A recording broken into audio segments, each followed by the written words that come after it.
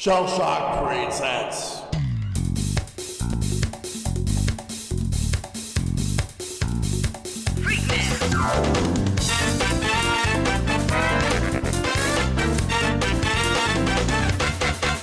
Ready?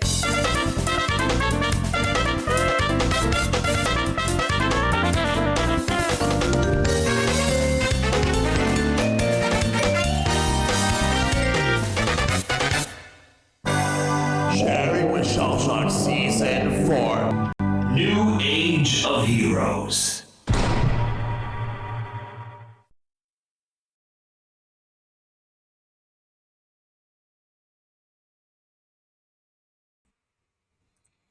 Hey everyone, and welcome to the next episode of Sharing with Shellshock. I am your host, ShellshockPrime, and I am here Ranger right Tiger now. Power. Hello. Hey. I'm here. Hey. Well, I'm Hey. here Hello, Shell. with another episode of Sharing with Shellshock. Sorry about that. I'm just ready right now. So we are here tonight with Power Rangers. That's tonight's theme. So we're going to be talking about Power Rangers, and all three guests tonight are returning from previous episodes. So Ben, good to see you again. Hey, good to be here. The same thing Wish I was goes. feeling better, but Yeah, that's fine. I hope you feel better. The same thing goes for you, Bubs. Hope you're doing good tonight. Good to see you again. I'm doing pretty good, man. Thanks for having me back on it. I'm really excited to talk about this subject. Yep. And the same thing goes for you, Homecoming. Good to have you back on. White Ranger Tiger Power. Yep. White Ranger Tiger Power. That's good. Look, you can make fun of it, but it had a hell of a good beat. It did. It Yes. stays in your brain way too long. Way too long. Yeah. So Power Rangers has been a series that's been around since 1993, but the original source material actually started back in 1975 with the very first ever series of Super Sentai, Go Ranger. Himitsu Sentai Go Ranger was the original series created by Shotaro Ishinomori, who is also the creator of Kamen Rider. And it became a hit in Japan, and then we would eventually get like multiple Sentai series where every year there's a different gimmick, and that series has been going on to this day. There have been numerous attempts at bringing Power Rangers over here, or rather Sentai. One of the earliest instances where, like, there was actually this. I want to bring up a fun fact. There was this obscure Power Ranger, like Sentai series that had like a one-off called Dynaman, and apparently it aired on two channels, on the USA Network and Nickelodeon. Not many people know this, but all they did was took the actual show and just dubbed it in English.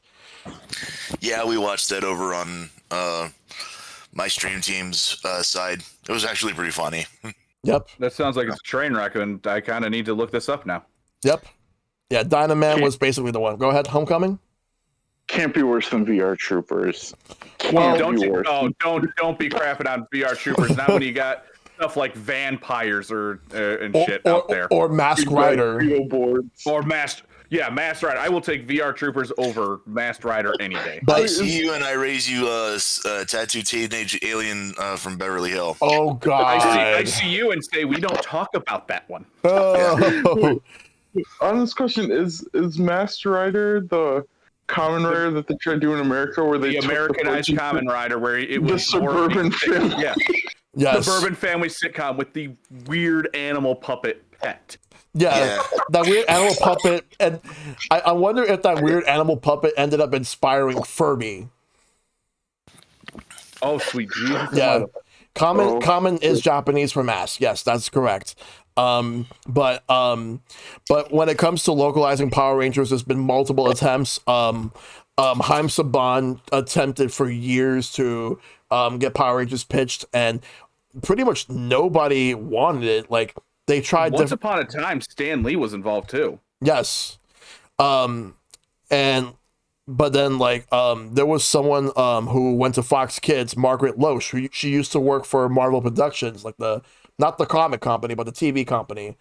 From there, she pretty much greenlit Power Rangers for Fox Kids, which the original plan, the original show that they wanted to go with was Jetman, which was actually the Sentai series that came out before Kyoryu Sentai Shurenja, which is the one that they actually did use for Mighty Morphin Power Rangers.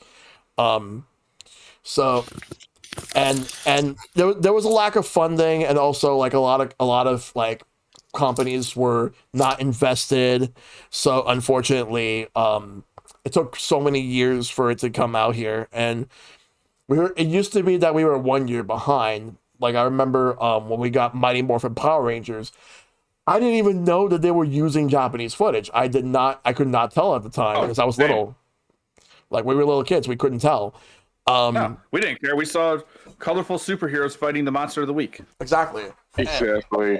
And it got to the point where like the series is still going on, but with different ownerships transferred over, like from Saban to Disney to back to Saban, and then now on to Hasbro. And I think Hasbro may not want to be a part of it anymore, or at least I think they're talking that Disney, what with Disney being supposedly in charge of this new reboot, I think that it's changing hands to Disney again. oh my god, like this series just doesn't know where to go and stick. Like It doesn't. But and the thing is, it feels like such an easy formula because there's so many Sentai series that you can take from. We were just talking about this before going live. Like Top Girl would be great. What was the one, the insect one that just ended? Ended a couple years ago now. I don't remember. King Oger. King Oger, yeah. King Oger. Thank you. I could not freaking think of it. So basically that was like a brief history of Sentai being localized here, and then it became Power Rangers. And now I'm gonna start asking about like our own personal history. So Ben, we're gonna start with you on this one. When did you start watching Power Rangers, and what was your first series?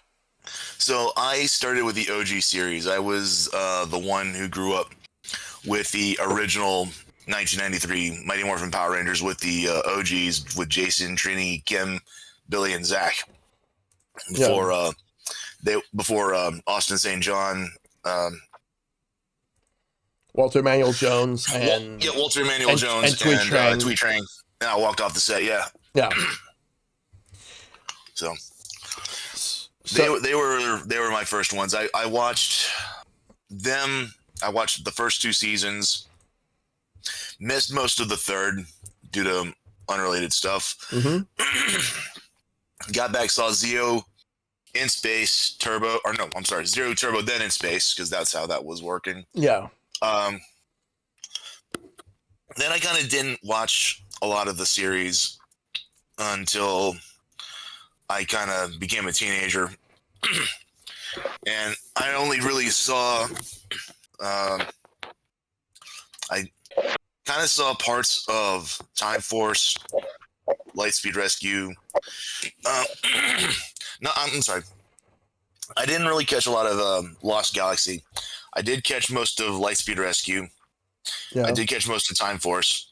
Never really got into Wild Force. And then I just kind of stopped watching for the most part until, like I said, I was a teenager.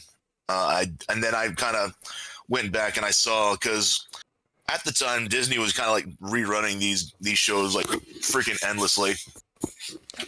Yeah. And I saw all through reruns. I saw Dino Thunder, Ninja Storm was before Dino Thunder, right? Right. Yeah. So Ninja Storm, Dino Thunder, SPD, and then eventually into Mystic Force. Never really saw the full of Operation Overdrive or RPM. Yeah. And then from there, I just kind of stopped watching altogether. I really didn't see any of the other stows until I think Beast Morphers kind of came out, and even then I only saw a few episodes. I never really saw the whole thing. Yeah. Even into Cosmic Fury. All right.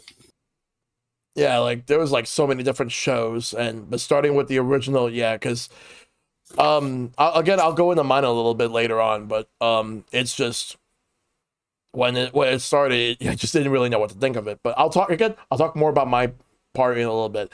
Bubs, you're next. When did you start watching, and what was your first?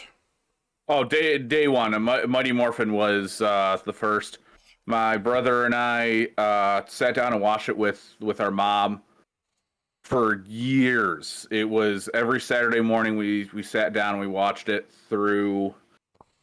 God, made it through to In Space. I think was about the time we started falling out of it. I can remember parts of Lost Galaxy, and then Lightspeed Rescue was it. That was when we left off. Like I can remember going to the theater and seeing the original Mighty Morphin Power Rangers movie, which I mean I'll stand by. I'll watch it.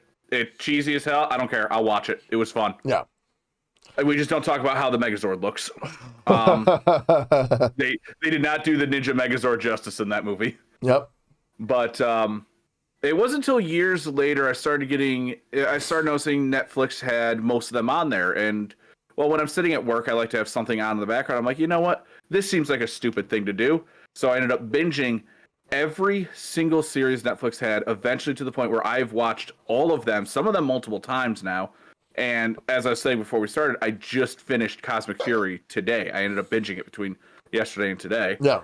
And I can definitely say that there are times where they had some good highs, but holy crap, some of their lows were low. Like, holy crap. I can never go back to watch Megaforce or Ninja Steel. I could not stand those series. Yeah. I thought I couldn't stand Operation Overdrive, but upon a second watch, I was like, okay, I was being a harsh dick. This is actually pretty good. Yeah. But yeah, I've just kind of been rehooked onto it, and I'm glad to finally have seen Cosmic Fury and seeing a proper end to the series, even though I consider the end of the series rather mid. Yeah. What about you, Homecoming? When did you start watching, and what was your first one? So this actually all started in a different way. This all started with a Super Nintendo cartridge. Mm-hmm. I started with the first game, not the movie game, but the first game where you have to run around in street clothes, and then you can morph after you fill your meter. If you save your super, you can just nuke bones like right off the screen, and it's great. So that's where it started, and then I had toys, and so I would watch when I could. It was really hard to keep up with being young and, you know, it bouncing between different networks and stuff like that, especially because, you know, I was born in 1994. So as I was coming up and able to start remembering things, this is where we started. Power Rangers on Jetix, Power Rangers here. It's like, where are these going? Like, so I always liked them. I had the toys. I loved watching them when I could. And what really started it was in college. Me and my friend, and at the end of high school, I started getting really big into Sentai and going, oh, this is cool. People actually die on this, and there's blood, and whoa. and Sentai, I do appreciate that Sentai, like, even though Sentai can also be extremely cheesy, me and my friends would watch Gokaija, especially because that is still like my favorite Ranger anything. And so we watched Sentai, and that got me back into the Rangers. Well, then it started showing up on Netflix, and me and my friends, aside from when we needed something fun to just put on when we were like tired or bored or exhausted and we were still hanging out, like we gamed a bunch, we hung out, we went out to eat, we would either put on the Super Mario Bros. Super Show or Mighty Morphin Power Rangers. Yep. And so we watched a ton of Mighty Morphin, obviously led to a lot of great moments. Like a running joke in my friend group that we will always bring up is the Green Ranger bit where Jason goes like, you think you're so tough? And then the Green Ranger just throws a sword at him, like just immediately, like one shots him. Like it's so good. Yep. And of course, Still say I don't mean to cut you off here. I have to mention this. I still say the peak moment was when they farm up the Megazord getting ready to throw down with him, and Tommy just simply jumps up to the Megazord, climbs in, and just kicks them the fuck out of their own ride. Yes. he puts up the door. Oh, hail Empress Rita! That is like, first of all, they didn't realize that they had to lock the back door on that thing until that moment. That is one of the best moments. They didn't know you could get in there. That is like peak. That is amazing. You just know the conversation happened earlier, and afterwards, and Zach's like, "Guys, sorry, that's my beat. I forgot to lock it when I walked in." Yep. Yeah, I forgot to. But and then of course, talking about something that I had to discover in college, the crossover episode with the next mutation, that turtles. That was, people still want to see the Power Rangers meet the Turtles, and we'll get into that later because thankfully we do have a proper one now, but that's all we had at the time. But yeah, so that's kind of my experience with it. It was mostly through what I could catch, whether it was a VHS tape, a rerun, or a Saturday block that finally got it, because during the time that I had a Saturday block, to me, it was Fox with the 4Kids era, Disney's One Saturday Morning with ABC, and the unfortunate last legs of Kids WB, like the kind of ending of Kids WB. And it was a point where it was really hard to keep up with watching this franchise that I was always interested in, constantly bouncing around. So that's my Rangers experience. It wasn't until I was much older that I was nostalgic enough for it that I could still enjoy it and go back. And one thing that I find super helpful for me going back are those Connor the Waffle videos where he just. I was gonna bring up Connor. Like I've been loving the retrospectives. Absolutely, me too. Yep. And I did want to touch on one point from earlier to wrap up my little segment here. I agree that we could be getting more Ranger stuff now. Mm-hmm. There's so many Sentai series. They had, albeit they have like 8 of them that involve cars. They have a lot of them. They have like I know they just ended before the current one. They ended Bon Bonjour, which was like the 5th one that involves a car. But and the wheel is right on the helmet, and it's amazing. Boom Bonjour is amazing. It took me a while to get used to those suits, but then when I saw their power-up forms, it's just them wearing racing jackets. I was like, shit, that's a nice fit. I do like, but the one that was a couple before that, the one about the kingdoms, that was basically just Fire Emblem 3 Houses Rangers. Yeah, that was King Arthur, yeah. Yeah, I would eat that up. Fire Emblem 3 Rangers, let's go. I think the issue with something like King Oger coming over here is that it's all bug mecha, and the U.S. has the stigma of bugs aren't cool, kids aren't going to want this, where I'm like, are you kidding me? What was it? The White Ranger had the tarantula? That's awesome. Yeah. What do you mean bugs aren't cool? Don't they know Pokemon was originating from stag beetles messing each other up? Bug type might be one of my least favorite types, but there are some cool ass bug types. I would gladly have a Scolipede. Yeah. I think that could have actually done really well here in the United States if they would have given it the chance, marketed it well. It would have done pretty fine. Yeah. Anything else you want to add, Homecoming? I'm sure there's more for later, but what's up, Shell? All right. Well, that's good for my history. All right. Well, it's my turn. Okay, so my history with Power Rangers was, I remember I didn't watch it right away. I watched it a couple of weeks later on because at the time I didn't understand the hype. I didn't understand the popularity. I was 6 going on 7. This was 1993 when the show was coming out. The funny thing is, I actually started watching it after the Green Ranger already joined. So I didn't watch the Green with Evil episode until when I was watching the reruns. So the fact that, and I remember just seeing the Green Ranger team up with them, and then I was like, why is the Green Ranger fighting? But then I realized that because I didn't get to watch the beginning of the episodes. I only watched most of them because the show had already started by the time that I got home from school, and That'd do it. so I missed like the first few minutes. I didn't like see exactly just why the Green Ranger was attacking like the other Rangers when I've already seen him team up with the other Rangers.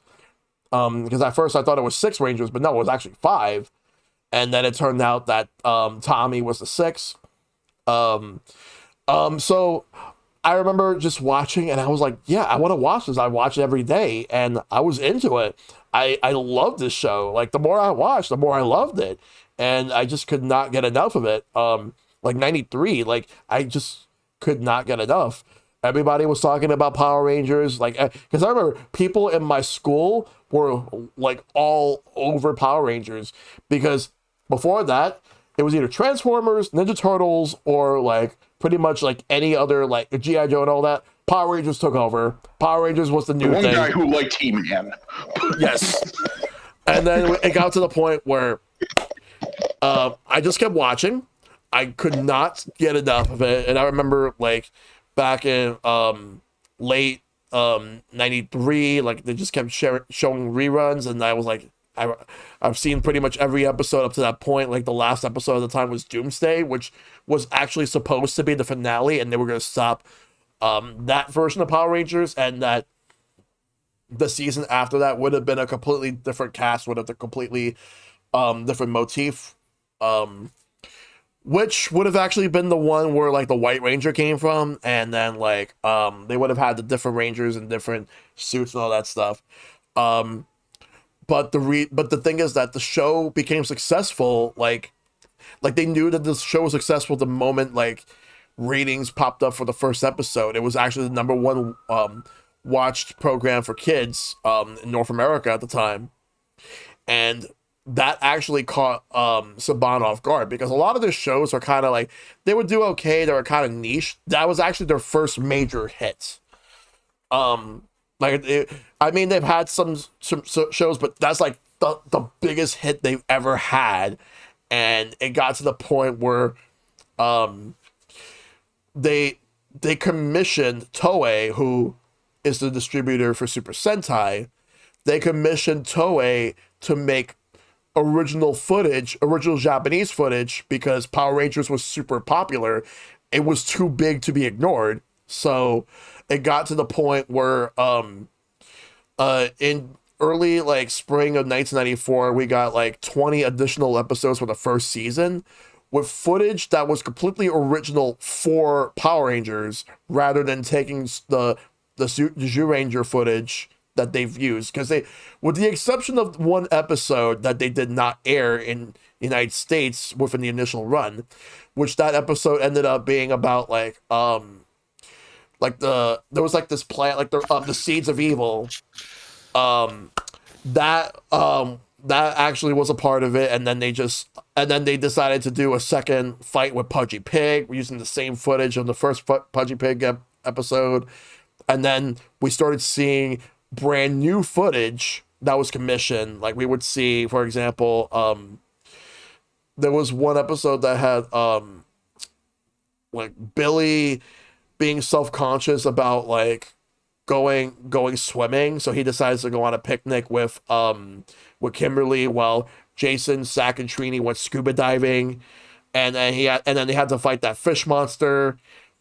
Or the episode where Zach takes that girl that he has a crush on, Angela, out on a date, but then during the date he had to step out because he had to go on his duty to be a ranger. And then by the time he gets back, Angela basically just takes the bucket of popcorn and just shoves it on top of his face, and just like it's like he tried so hard to get into a relationship with her, but she just wasn't interested. She would have only been interested in him if she would have found out that he was a Power Ranger.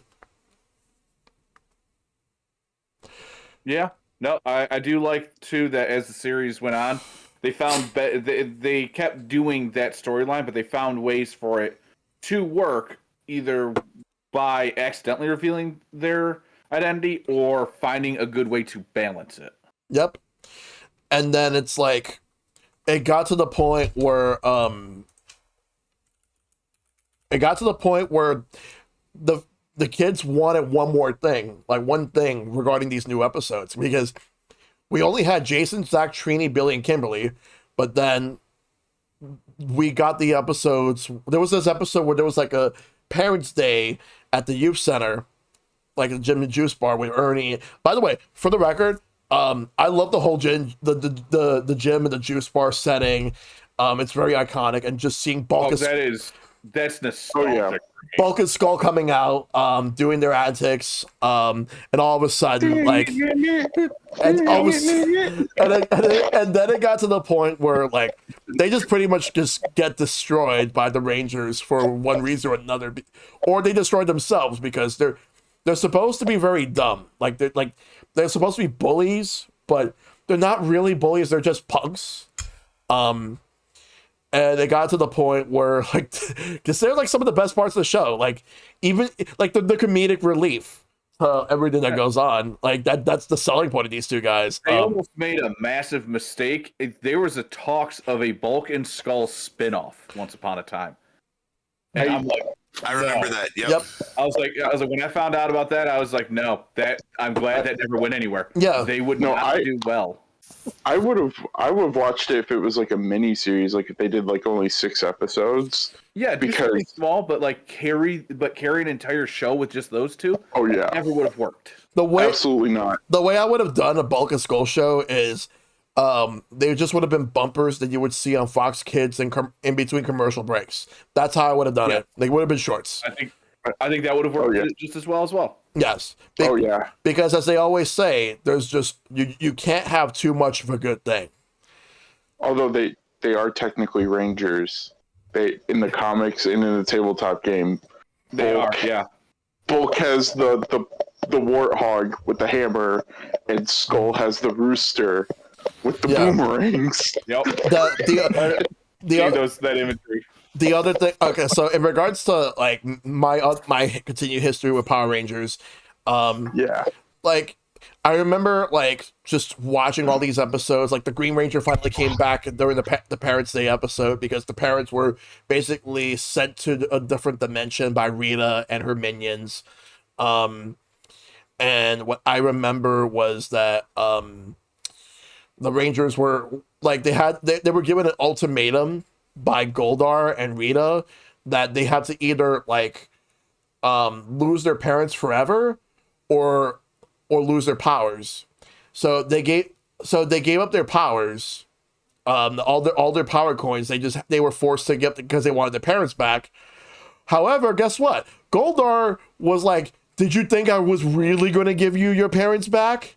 And he just left with the coins. Like they had the coins, like they had no way to save them. However, Jason was like, yeah, but he took all of our coins, but he didn't take all of our coins.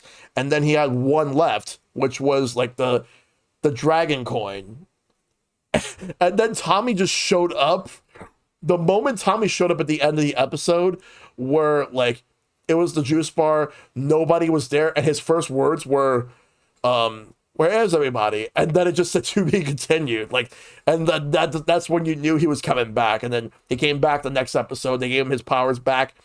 Though they had the stipulation where even though Zordon gave him the powers back, it was only temporary, just for the simple fact that those weren't powers originally from Zordon. Those were powers from Rita. So yeah, they were bastardized. It was a bastardization of the morphing grid that Rita created. Exactly. And then there was a storyline where we would slowly see Tommy have to watch how much he uses his powers and only use it when he really needs to use it. Yeah, they intended Tommy as a character to be done once the Green Ranger power ran out. Yes. Yeah, because of the archive footage and everything. Yeah. Yeah. Yeah, but like he was so damn popular, they're like, okay, we need to find a way to bring him back. So they brought in the White Ranger from the next series. Yes. So when they finally did like get rid of the powers for good, because I remember the first time was the Green Candle. Because here's a fun fact that I want to bring up.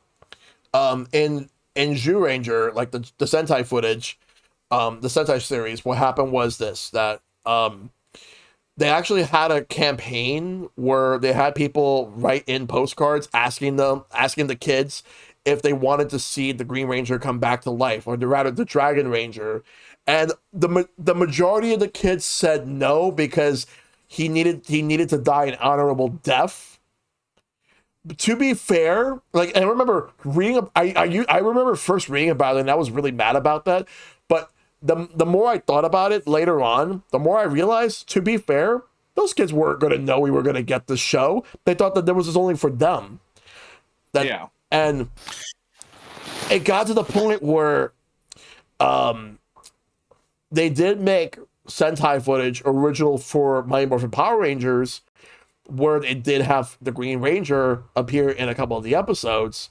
And then they also had some episodes, like they were starting to do the whole storyline where Tommy was starting to slowly lose his powers. And then, like, when Lord Zed came in, because I remember when Lord Zed came in, when those episodes premiered, it was all 3 episodes.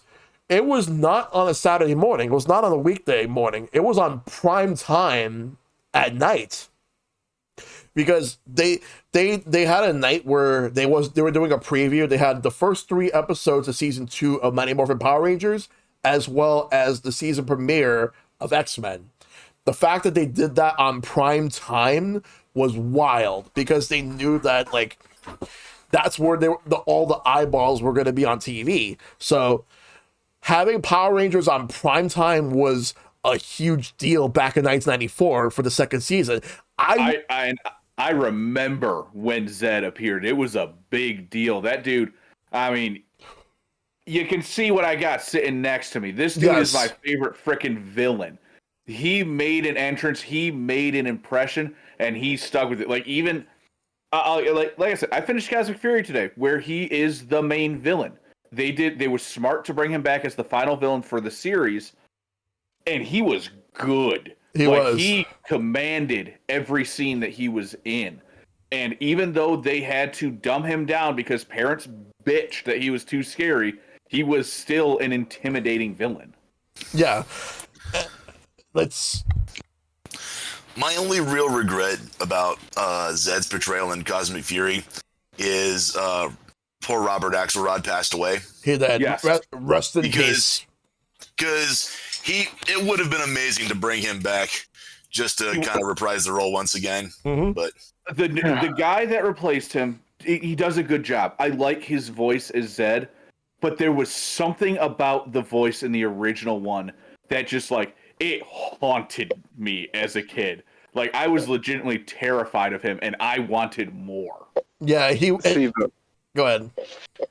Oh, let's not forget that even though Zed was there, they still added the silly to it. We're not gonna forget Zed and Rita's wedding. I was gonna wait till later on to get that. I will get there, but I will say though that I did actually. I remember what I was sad the moment that I found out that that Jason, Zach, and Trini were going to be leaving the show, and they were going to go to the Peace Conference, because the first episode that I forgot what was the first episode that I remember seeing, like, Jason and Zach having different sounding voices in the Sentai footage. I don't remember what it was, but then, like, Trini was still there, but then the episode after that, Trini was gone. But then I remember they still appeared in the live action footage, like the American footage, up until, like, sometime after the White Ranger debuted. Like, they stayed, like, until after the White Ranger debuted. Then they were there for a few episodes. They stopped appearing in person. There's like 3 episodes or so where they just weren't there in person, and they just reused voice lines for the battles, or they had someone come in that sounded like them. Yeah. Until they were properly written off. And even then, when they were written off, I don't think that the actors were even there. No, they weren't. Because I remember the final scene they're in. It's a silhouette against a sunset or something like that. Yeah. So you can't even see the people. You just know you see the 6 Rangers, and that's it. Yes. Yeah. So I remember the footage with the power transfer where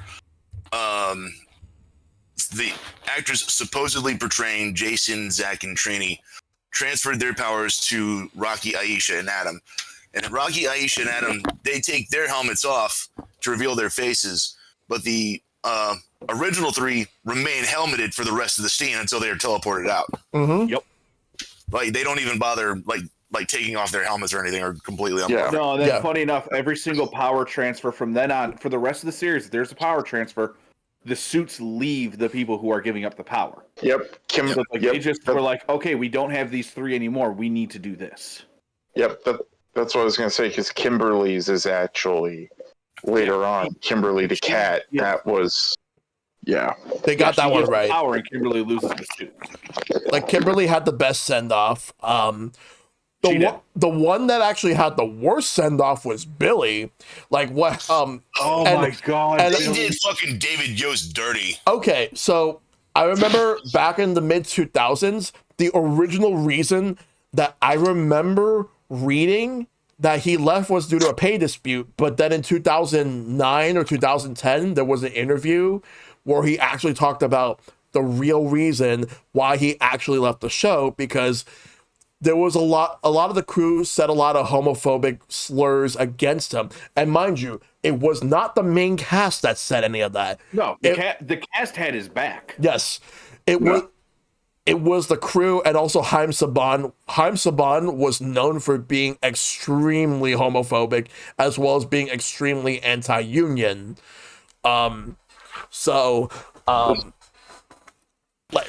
Which coincidentally was also part of the reason why the left. Jason Sacchettini left, yeah.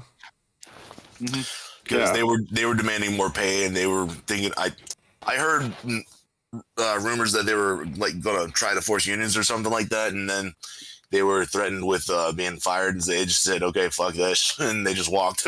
Yeah, they left. Yeah, they were paid complete shit.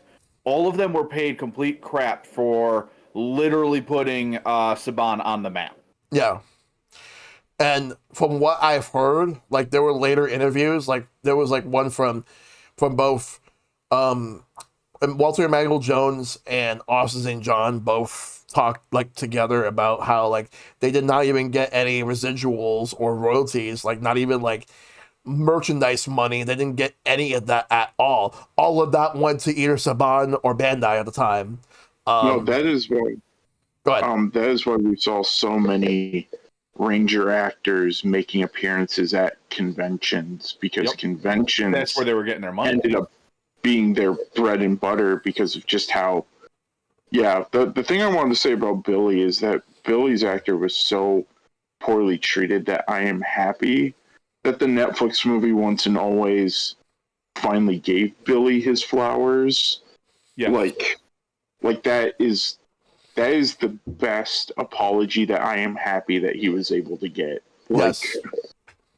No, yeah, he's always said that he would love to work with everyone. I mean, him and Amy Jo Johnson do everything together. Or at least they did. I haven't seen the two of them together in a long time. But like, holy crap, it used to be like if one of them was at a convention, the other one was. Yeah. Which is heartbreaking that the last time that I went to a convention and I met Amy Jo Johnson, David Yost was not there, and he is the only one of the original cast I don't have a autograph from. Besides Dewey Trang, but yeah, that's a whole. Yeah. I mean, yeah, that's for obvious reasons. So, unfortunately, yeah, I think because unfortunately we lost her like right before convention started really taking off for all the Power Ranger stars. Yep. Yes. What I remember was like the reason that Amy Jo Johnson left the show, she actually wanted to leave on her own accord. Like, that's the reason. She didn't want to do it forever. She didn't want to be typecast as a Power Ranger and only a Power Ranger. So she wanted to go on to do different things. She was in Suzy Q. She guest starred in a couple of other shows. She appeared in a show called Flashpoint.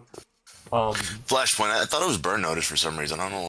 But yeah, and I remember. Yeah, she was also Felicity for the last few seasons of that show. She's doing a lot of directing now. Yeah, she is. She has been getting around. She's writing a lot of movies, directing. But she had the best send off when they introduced Catherine Sutherland. And then afterwards, like not long after Kat joined the cast, they started getting ready to wind down the show and start getting ready for Power Rangers Zeo. But before they did that, they decided to introduce they introduced a couple of other characters in the third season. We got Rita Revolto, who funny enough, I forgot what's the name of the voice actor for Rita Revolto, but his son is also a voice actor, Bryce Papenbug. Oh, no. Rito might have been one of the funniest damn things to happen, only because even now, my mom and I will still laugh with. I'll tell her when I'm watching that I watch Power Rangers and stuff, and I'm like, it's just fun to relive the nostalgia and visiting Lord Ed. Lord Ed. And she'll still start laughing as that was one of the dumbest things ever. It was, but god damn it, was it funny. Yep. Oh, Bob Papenbug. Yep. Yeah, Bryce is his son. Yeah, Bryan Cranston actually did appear in a few episodes. Like he voiced a couple of, I believe the Snizzard was one of the characters he voiced. And you want to know that I didn't know. You want to know who was the voice actress for Madame Woe? You'll never guess. I'll give you a hint. Peter. No. Yes. That was her. Alex Borstein was Madame Woe. She was also Queen Machina in Power Rangers Zeo. Wow, I need to go back and listen. Like, that's a distinctive voice, and I watched the shit out of Family Guy. So the fact I didn't catch that is kind of ridiculous. Yep, she was the one that actually voiced. She voiced Discordia, and because she actually did do a couple of Power Ranger voices back in the day from both Mighty Morphin and Zeo. The fact that Bryan Cranston did some voices back then, he would later end up being Zordon in that reboot Power Rangers movie, which I'll talk about that one later. But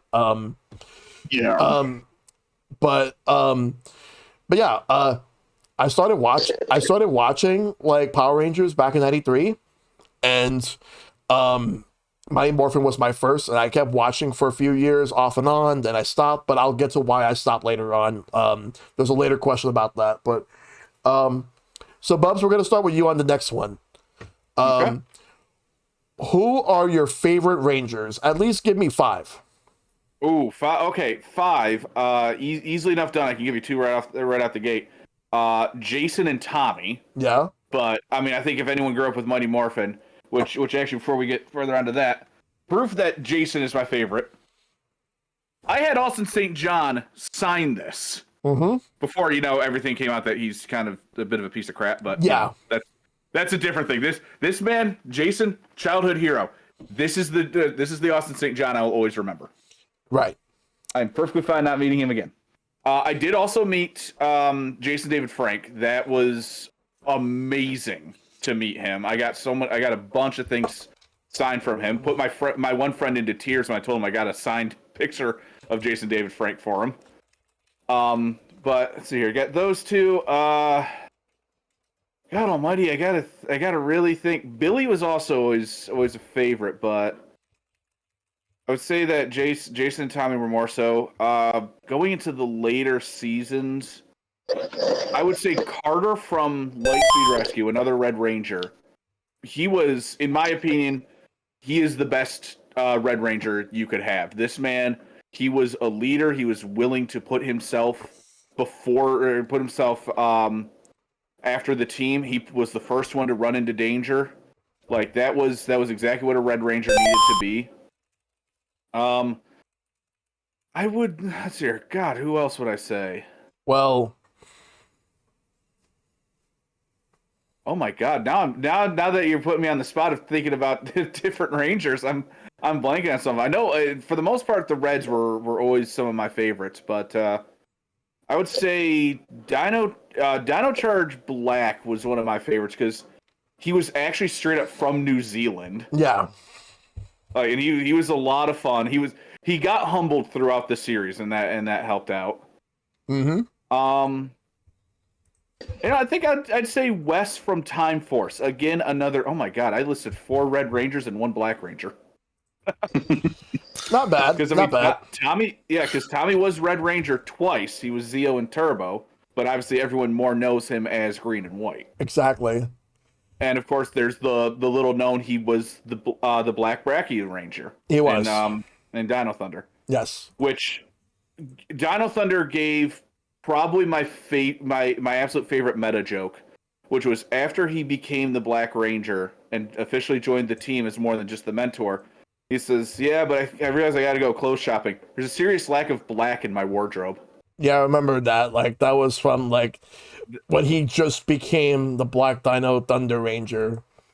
Yep, it was one of the most meta jokes. It's like everything everyone always jokes about. Is like, how the hell do people not realize that these five who are always hanging out are the Power Rangers when they are as color coordinated as the Power Rangers are? Yep. Yeah, I'd say those five would probably be some of my favorites. Like, I might change the other three, but Jason and Tommy are absolutely always going to be there as my 1 and 2. All right, no problem. Homecoming, you're next. You're 5. Already 5. So not counting Sentai because that deserves its own category. Because I will give special shout outs to Gokai Silver again. Perfect anniversary character. Let's just turn a fanboy into like a ranger and let that person live out their dreams. So obviously I'm gonna go Green and White. Tommy is my absolute favorite ranger. I'm looking at my dragon dagger that I got at a convention last year. I've got one upstairs. Exactly, because I mean everybody loves the Dragon Zord, even though it's just Mecha Godzilla. In terms of Red Rangers, I really like Rocky. Not just because Rocky I thought was always cool, and also he's our Red Ranger for the first movie. Yeah. Rocky got the short end of the stick, in my opinion, because he was a Red Ranger, but he wasn't the leader of the team. Yeah. Yep. Exactly. That's what I was gonna say. Is like the big unfortunately, the big problem with Rocky is that like he didn't get to really. But then again, really cool thing that Once and Always did, called him in as the Red Ranger over Jason, and that made me really happy. And the fact that he's a real life firefighter is like, he's so cool. Like I have heard that he could be a bit standoffish. Like if he's not in a good mood, you'll know it. Like he's one of those guys. He does not hide that. Yeah. And that's fair. People like Tobey Maguire are like that. I still love Tobey Maguire as Spider-Man. Oh, absolutely. Like, yeah, I do. In terms of like other Rangers, I am going to. This character isn't a Ranger, but feels like one. I'm going to give a special shout out. I was talking about this in the call beforehand. Good old Magna Defender. I mean, you get this awesome epic backstory where he gets dropped down a cliff and his whole planet of people who look like him, including his son Mini Magna Defender, all died. Can we talk about the fact that they straight up show a kid getting shot to death in Lost Galaxy? Like, oh god, his son got fucked up by Scorpius. Oh yeah, I love the scene where he sacrifices himself and the Torazord like tries to stop him. Like it slowly Torazord moves like a freaking tank. It waddles. That's one thing. He's like, no, don't do it. It was a sentient Zord, and I will always take a sentient Zord over a mindless Zord. Yeah. Exactly, and the fact that he also just made himself big, and then he rides on it. It's like it's so like, it's so cool. So he counts as the 6th Ranger, so I'd say it's still fine. You know what? Yeah. So good old Magna Defender. In terms of, I'm gonna give a special shout out to Billy just for not only the stuff he went through that we mentioned, but like he stayed with the series for so long. Like seeing him go into the series, like even into space and becoming mission control, and seeing this character go from the typical nerd to taking down putties without even morphing. Like, people seem to forget that he is the longest lasted character on Power Rangers. He was there from the very beginning, and he went well into Zeo. Like Yeah. Tommy, yes, Tommy was long lived, but Billy has him beat out by just a little bit. He At did. least in terms of solid continuous run. Obviously, at this point, Tommy has been around a lot more. He was in throughout Dino Thunder, even though he didn't show up in like half the freaking episodes due to contracting issues, and no one has guest starred on other series more than him. Yeah. And then my other special recommend Bulk and Skull, because not only did I mention that they are technically Rangers, but also like they still had, again, they're these dumb comedy characters, but when done right, I love that at the end of like Space, the Earth is being held hostage, and Bulk and Skull are like, no, we can't, we gotta believe in the Power Rangers, and then they go out there and they're like, no, we're the Power Rangers, take us. I'm like, yeah, you go, Bulk and Skull. No, that is one of the best scenes in the entire series. Is just everyone in Angel Grove just saying, "No, I'm a Power Ranger." Yes. Basically, just recreating Spartacus before Spartacus. Yep. Exactly. So Bulk and Skull, and then you get that really, I forgot what series it was, but where I think Bulk saw Tom Cruise in The Last Samurai, so he's going to go around and tell people to keep the way of the samurai. Yeah, that was Power Ranger Samurai. Yeah, that was Power Ranger Samurai. That was the last time he showed that either Bulk or Skull showed up. But you know what? It made a very mid-season a lot more entertaining seeing Bulk doing his stupid bullshit again. Oh yeah, him going around being like, we gotta keep the way of the samurai. It's like, Bulk, do you know what the way of the samurai is? Like, what are your sources? What are your sources, Bulk? I love that. So those are mine. I don't really remember Ranger names because the way I always associate Rangers, that aside from my Morphin, which you can argue is very much like the way Pokemon is with Gen 1. Oh, I remember all the Gen 1 badges because of Iconic and how often Gen 1 is like brought back up.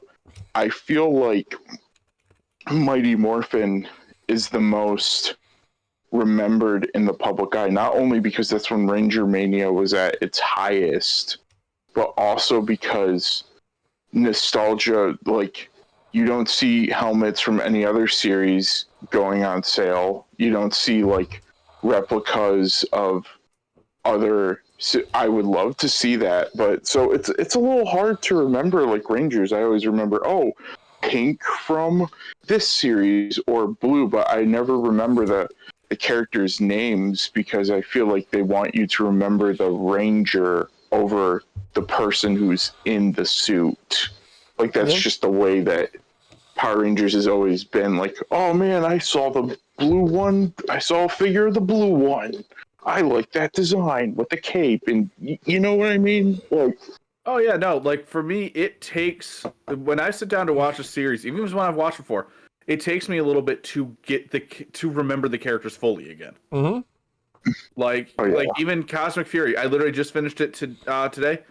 I don't think I could tell you. I couldn't tell you the Green Ranger's name or the the Red Ranger's name, the freaking leader. I couldn't tell you either of their names. I can't remember the actresses, or I can picture the actresses. I can't remember their characters' names. I remember when they go like outlandish, like Doggy Kruger, because they just stuck a wolf head on an outfit. To be fair, Doggy Kruger is one of the best mentors, so he sticks out. Yeah, like I consider Doggy Kruger on the same level as Zordon. That's fair. Yeah, I'm just saying that you remember that because it's not it's ridiculous. And I can't decide if I like the American Doggy Kruger or the Japanese Doggy Kruger, because like Japanese Doggy Kruger, that's a fursuit. It's just a fucking fursuit. They had a budget. American, we are gonna glue the head on a suit. You're gonna go in through the back, and that's about. just hire the Jim Henson Company if you're gonna do something like that. Damn it. Yep. Exactly. To be fair, the American Doggy Kruger was an animatronic, so yeah, like there was the guy. You can tell with how he stands and moves that the dude in the suit really couldn't do a whole hell of a lot. Mm-hmm. Oh man, now he probably looks like Foxy from Five Nights at Freddy's. Oh boy. In trunks. Oh my god. No, there's an image I never needed. Yep. Let's see. So those are your Rangers Homecoming? Yeah, those are my Rangers. All right. Mr. Ben, you're at 5. So my list isn't really going to be that much different from Buzz. Pretty much, Tommy and Jason are like the first 2. Billy's kind of like a pretty solid 3. Zach kind of stands out as being among one of my favorites because the thing is with Walter Emmanuel Jones, we only saw him for such a short time, and he only ever came back for once and always. Yeah. But he was such an iconic performance. A few that I am going to go ahead and mention that wasn't brought up. Well, originally Dougie Kruger wasn't brought up, but then we mentioned him. He is actually one of my favorites because, as mentioned before, he is one of the best mentors that has ever been in on the series. And then not only was he a mentor, but he was a mentor that actually took to the field as a Ranger. Yeah. And that was, I think, one of the first things. I think it was like the first time like a mentor had ever done that up to that point. You'd be right. The closest we got was Lightspeed Rescue, because he was a former firefighter. He wasn't afraid to get into the field, but he knew where he belonged. He was better off behind the computer. Yep, and Carter is also another one of my favorites for exactly that reason. Because oh my god, like I said, he's the gold. To me, he's the gold standard of a Red Ranger. Funny enough, while I wouldn't really say he's my favorite, I do have to give a what's the term I'm thinking of here? A special mention to Ryan, the Titanium Ranger. Oh yeah, yeah, because he was an American original as well. He was an American original Ranger. There was no Japanese counterpart in Go-Go 5. Yeah, nope. Let's say, funny enough, I know that Bulk and Skull was also mentioned. I do have to mention that Bulk's actor did officially canonically become a Ranger in Hyperforce, which was a Twitch series about having the game kind of run as a tabletop RPG. Yeah. So he played Hyperforce Yellow, if I'm not mistaken. But I can't really say any opinions about the show because I've never actually seen it. Same. I've been meaning to do that, but I've never actually seen it. Okay, I guess I can no longer say that I've watched every single series. I forgot about it, honestly. And like I said, originally Hyperforce was like just airing here on Twitch, so I don't know where you can like find any archived stuff on that. No, you'd have to go digging for it, and with any luck, someone uploaded it to YouTube. But I'm not going to hold my breath. Yeah. Yeah. Other Rangers. None really come to mind. I mean, Charlotte just pointed out Trip from Time Force. I always like Trip. Trip's great. Trip was fun. Bridge from SPD was also one of just because of the goofy shenanigans he would get at too. Yeah. Trip, Fridge, and oh my god, what's his name from RPM? The Green Ranger from RP. Oh my god, all three of these are Green Rangers. Ziggy. They are great comedy characters. They're the comic relief, but they also know when to be serious. Like Ziggy, I think, goes through some of the best character development, just because like he's nothing but a coward. He's a little bitch, but he just gets so much better. Flynn wasn't one of my favorites, but he did have one of my favorite moments because there was that scene where one of the villains was coming up and was like, okay, so red's the leader, black's the brooding bad boy, green's a ditz, and yellow, well, she's the girl. What does that make you? And then like, I'm Scottish. Yeah. It's like the Oh, only thing Scottish. to remember from that character, but it's the best thing Yeah. to remember. I remember that. Yes. Anything else? No, I'd say that's pretty much about it for me. All right. Well, my turn. So, favorite Rangers. Obviously, like I grew up a huge fan of both Tommy and Jason, Zach. I loved all 6 of the originals as well as everybody from that came afterwards. Like of the 3 that came afterwards with Rocky and Aisha, the one that stood out to me the most was Adam. That obviously that's my introduction to Johnny Young Bosch, who would become a voice actor after this, after Power Rangers. But just having Johnny Young Bosch as Adam, like, because I was wondering how like these 3 would be able to top or rather follow Jason, Zach, and Trini. I felt like, I mean, nothing against Rocky or Aisha, they did very well in their own right. But I think that Adam was the only one who was able to top his predecessor, or at least try or at least be as close as possible. But he was very good on his own. Like Adam was amazing. Another one I'm gonna bring up is the Quantum Red Ranger, Eric, who. Oh, I'm sorry. I meant to bring up Eric and along with Wes because I loved their dynamic in Time Force. And the thing with Eric, fun fact, the person that plays him is Virgil in the Devil May Cry series. Yep, he's Virgil in Devil May Cry. And it's funny how like that's where he actually started, like being a Power Ranger, being the Red Quantum Ranger, because like there was 2 Red Rangers. And then I remember watching Forever Red and seeing both. Like before Forever Red, there was the Time Force Wild Force crossover, because they would do some crossovers with like the previous season and then the current season, having both of them team up. And I will say my favorite crossover was the one. Well, one of my favorite crossovers was the Time Force Wild Force crossover. I love that one. Like just seeing the 2 together, and then like and then you would have like both of them at first not so much like on the same page. They end up having to settle whatever differences they had and team up to fight their threats, and then that's it.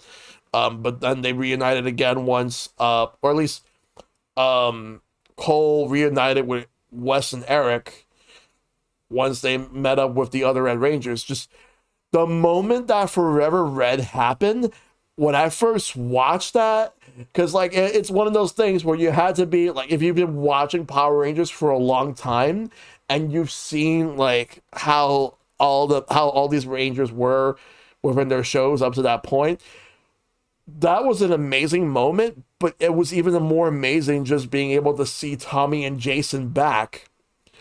Like, as a kid, I was like, oh my God. Like, it was the first time I've seen Tommy without long hair like that. Like, Tommy just had short, spiky hair. I'm like, wow, look at his new hair. Like, I was not expecting that. And then Jason was back.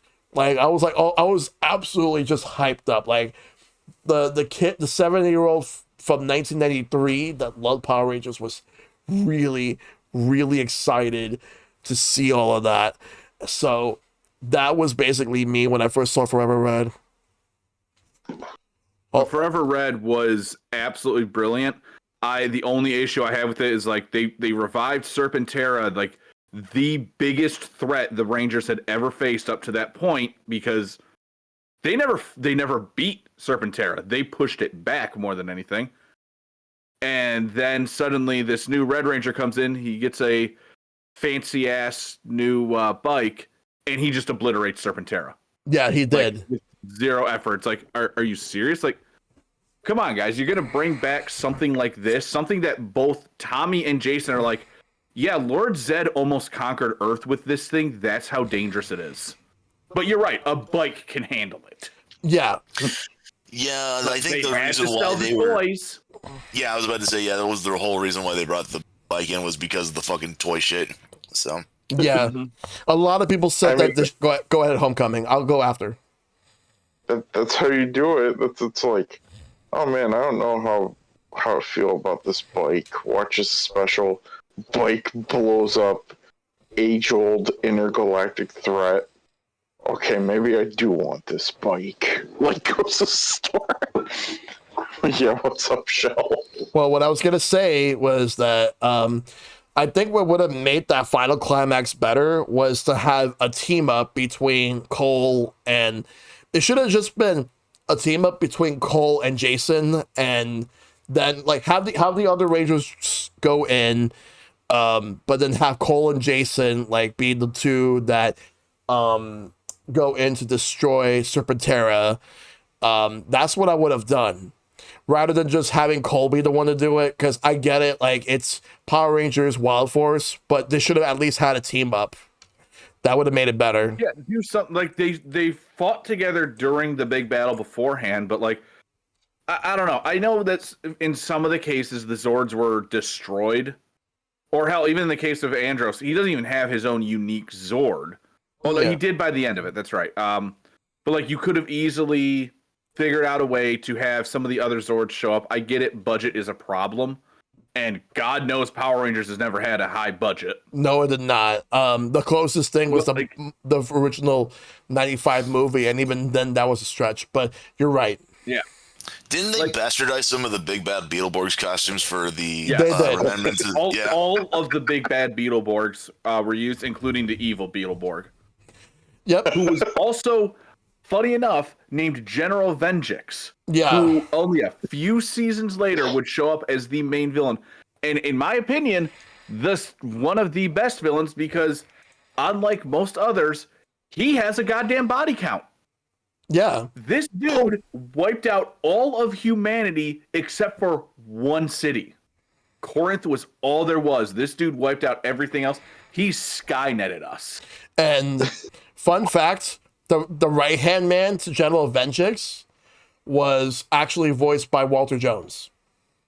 Oh, seriously? I did not know that. Yeah, they got a couple of the Power Rangers voice cast back. They even managed to get Richard Horvitz to come back to voice that current Alpha at that time. Huh. You mentioned the movie budget. Let's not forget that the big climax is Ivan Ooze is going to make a bunch of people walk into a hole. Yeah. He's just going to make to our doom. I mean, to be fair, that's kind of a fucked up thing to do. So I let it slide because Ivan Ooze was shown as being a pretty sadistic guy throughout. Oh, no, he put Zed and Rita in a snow globe.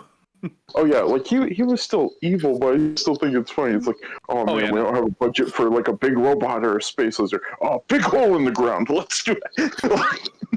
He has big hole. Yeah, Ivan Ooze was a fucking trip. I mean, yeah, he was just evil beyond redemption, but he was fucking entertaining as hell too. And you know what? I feel for him. He missed out on the Brady Bunch reunion. He did. There's a couple of other Power Rangers I want to bring up that are my favorites. I have like a few more. Like Time Force Pink, Jen. I like her. Oh. One of the best Pinks because like she until Wes finally grew into the red suit, like she led that team extraordinarily well, and she had such great character development. I can't believe I forgot. I mean, I was thinking of her, but I didn't. I can't believe I didn't name her because yeah, she was amazing. She's probably my favorite Pink. If I had to pick just out of the colors, yeah, she's my favorite Pink for sure. And out of all the Turbo Rangers that came in, like after the original group left, except for that kid, I actually did not like that kid. Justin. Most people didn't. My favorite of the Turbo Rangers was actually the red one, TJ. TJ. I thought he was really good. It's great, and then he was amazing. Yeah, he was a great Red Ranger. And I think he was an even better Blue Ranger in space. He was even better Blue Ranger in space, yes. So, and Andros was a great Red Ranger for space. I thought he did a fantastic job. I'm gonna say this right now. I never liked Cole at all. I actually think he's probably one of my least favorite, if not my least favorite Red Ranger. I mean, to be fair, his actor was also a dick too. I mean, he's a murderer. Killed his roommate with a sword. He's a murderer as well, so he's a piece of shit. So, like, that whole thing, like, I'm like, they say it was in self-defense. I'm like, all right, cool story, still murder. Self-defense is one thing, but I honestly don't believe him. But that's a different Yeah. story altogether. But I'm gonna say Oh my right God, now, yeah. like, That's I didn't mind Cole, but I would never say that he's one of my favorite Reds. I liked that he was able to. I liked his story and how he was tied to the main villain. I like that he's able to communicate with the Zords because I felt like this was the first series where they really hung on to the fact that yes, Zords are sentient beings. Like they kind of had that in Lost Galaxy with the Galactabeast, but it was never really more than that. yeah, But Wild Force really was like, yes, every single one of these animals, they all are unique, have their own personality, and it's great. Fuck the deer. That Wild Force, Wild Force got done so dirty. It's like, oh, they're all gonna go up into the sky now, and it's like, oh, okay, so if we just fly in an airplane, we're just gonna see these bad CGI PS1 orbs flying around. But no, the funny thing that I always point out is at the end of Wild Force, why don't they get to keep the jackets? It's like, give us your morphers and your it's like, why can't I have a jacket? Yeah, why the jackets? Like We fought off the villain unmorphed in the rain, almost died. I feel like I get to keep the jacket. Like, which I will say, I gotta give Wild Force this. Absolute favorite crossover episodes because it was a two-parter with Time Force, one of my absolute favorites. And that final fight, like, yes, they're unmorphed. No, they do not have Zords. It's just them facing down Master Org, who is gigantic, towering over them. There is just something badass about them all standing up, throwing on their jackets, and saying their introduction. And I'm like, you know what? Yeah, I'd go to die for these people. That hypes me up to go die in battle. yes, agreed. They made me want to go out into the streets and start fighting Master Org. Yeah. Like, it's like one of my die instantly, but yeah, one of my favorite traditions that Rangers has done and Sentai has as well is on the final episode they either do the completely unmorphed or the helmetless roll call. yep. Yes, I love that. Yeah. And that. go ahead. Oh, I was gonna say that to add on to that. That's why, again, like I'm sure I'll bring up multiple times throughout the night, but like in Gokaijo, why Gokai Silver won me over is because he gets it, and they're like, we don't know. Special Rangers, some of them have a history of being evil. They take his morpher. He goes out into the street, and he's like, you know what? I don't care if they took my morpher. I'm still a Ranger in my heart. Starts fighting the putty equivalent. Like, starts wailing on him. I love unmorphed scenes. Those are always a treat. Yeah, and you can tell, like, as the series has gone on, they got a lot better with the choreography for on-morph fights. That's something that I wish we had more of in Cosmic Fury, because Cosmic Fury, you start out, they get a couple of on-morph fights, but then that's it. You never see another one. You never feel desperation in Cosmic Fury, and I'm like, that's a missed opportunity, because, like, it just kind of ends with them defeating Zed.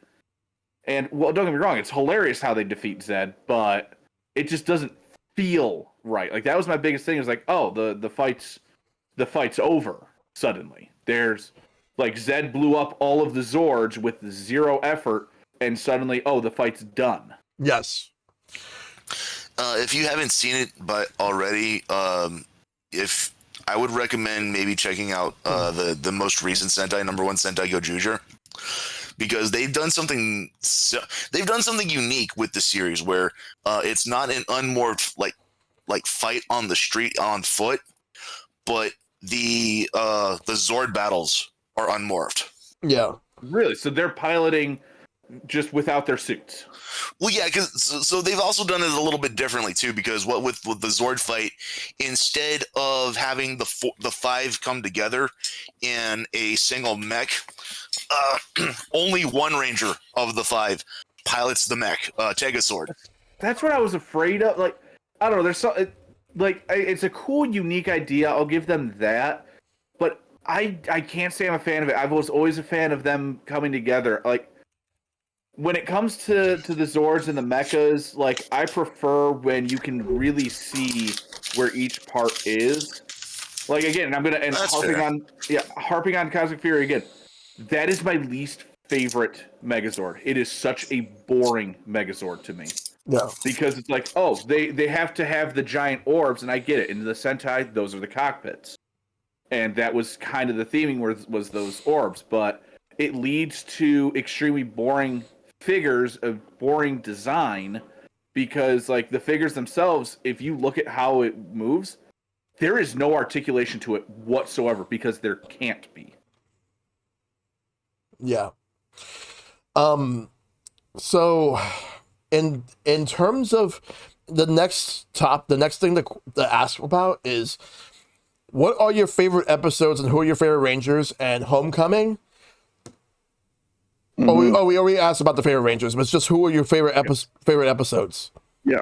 So Favorite episode? Okay. Homecoming, we'll do 3 episodes because Yeah. we could go on and on about this. We all could. Oh, for sure. Absolutely. So favorite episodes, well, we have to go Green with Evil special because classic, Just so count that as classic.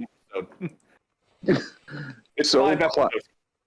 Yeah, 5 episodes. I'm just gonna go with the one where Tommy just trounces everybody because I absolutely love that so much. And it's also the first time you get to see the Rangers actually lose. The one point I was gonna point out about Green with Evil though that is hilarious is that if you wanted to watch that special, every episode was 1 VHS tape. Yeah. So you had to have 5 VHS tapes, and that was amazing. I remember that. It was wild. Yep. So bad it's good. The crossover with the next mutation with the power. I have a soft spot for that so much. I still have the line delivery of "It couldn't be. It's the Teenage Mutant Ninja Turtles." Yeah. They just like, Oh my God, yes. that Comic book characters. Wait, you're the Power Rangers, but you're comic book characters. Oh God. The only good thing to come from Next Mutation. Yeah. I love that crossover episode so much. And then of course another one, so the rapping pumpkin. You cannot go wrong. Pumpkin Rapper was so fucking weird. Oh, I love that.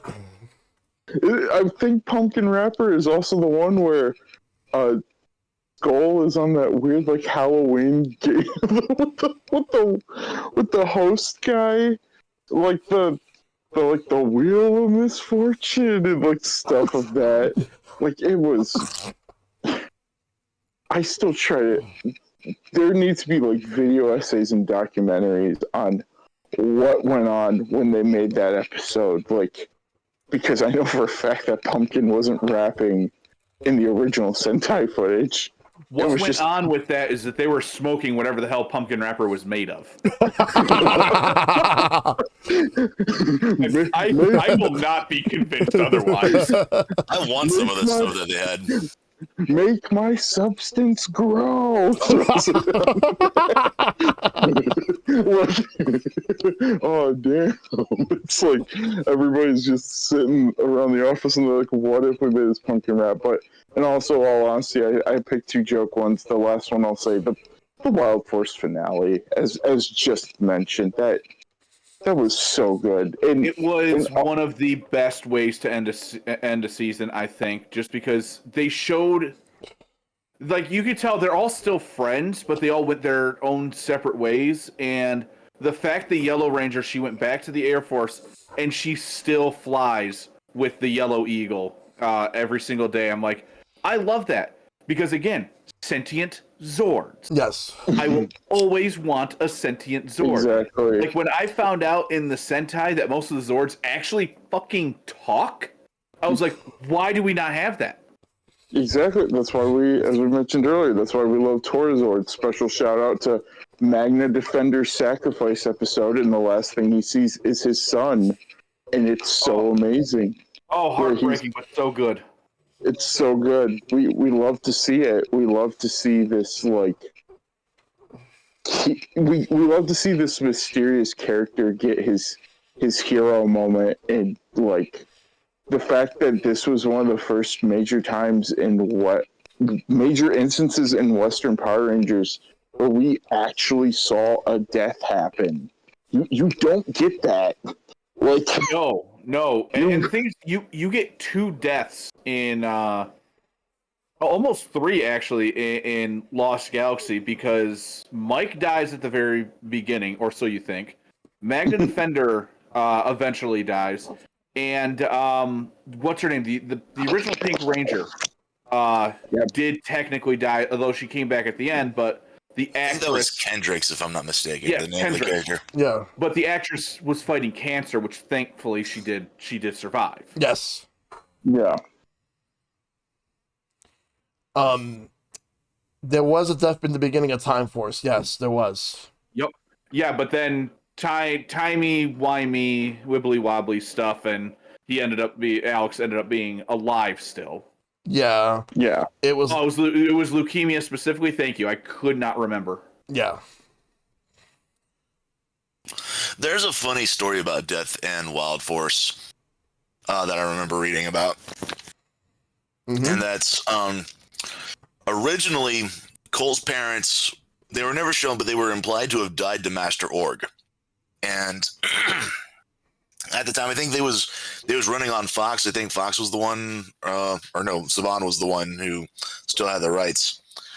The owners of the network weren't willing to let that stand. So the writers promised the original devs, or the original studio guys, that they were like, "Yep, J.E. Smith, yep, yep, even J.E. Smith, yeah. Cole's parents died in Wild Force." And they Fox didn't want to have that on there, so the writers were like, "Don't worry, we'll revive them at the end of the series."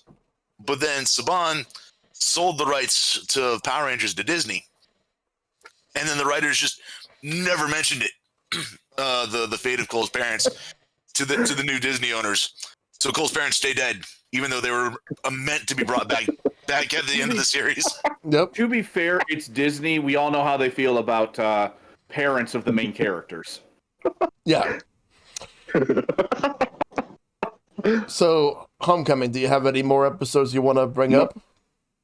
None in particular, just because like I feel like I definitely covered like some of the major bases across the series, like Wild Force, Lost Galaxy, Mighty Morphin. Like it's fun to pinpoint, episodes that stay in your mind, whether for a really good reason, as we mentioned, like a good emotional reason, or something that stands out that is so.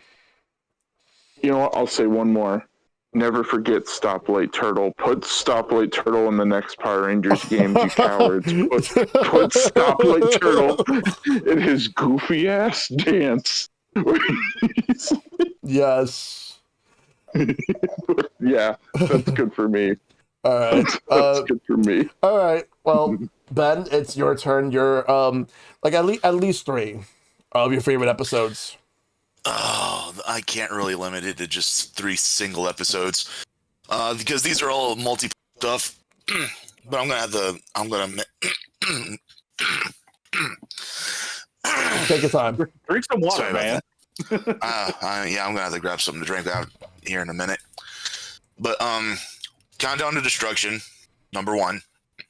If I had to mention any, That's a phenomenal one.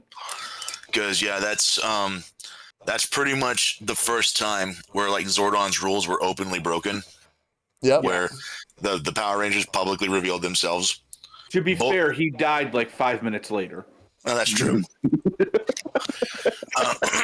Bulk and Skull proved themselves worthy of being Rangers.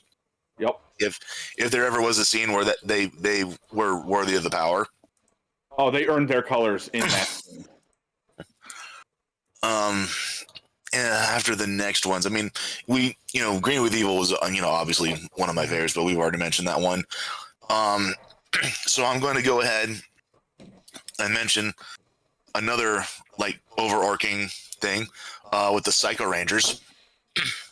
Yeah. Psycho Rangers were a lot of fun. Oh yeah, the Psycho Rangers. Yes.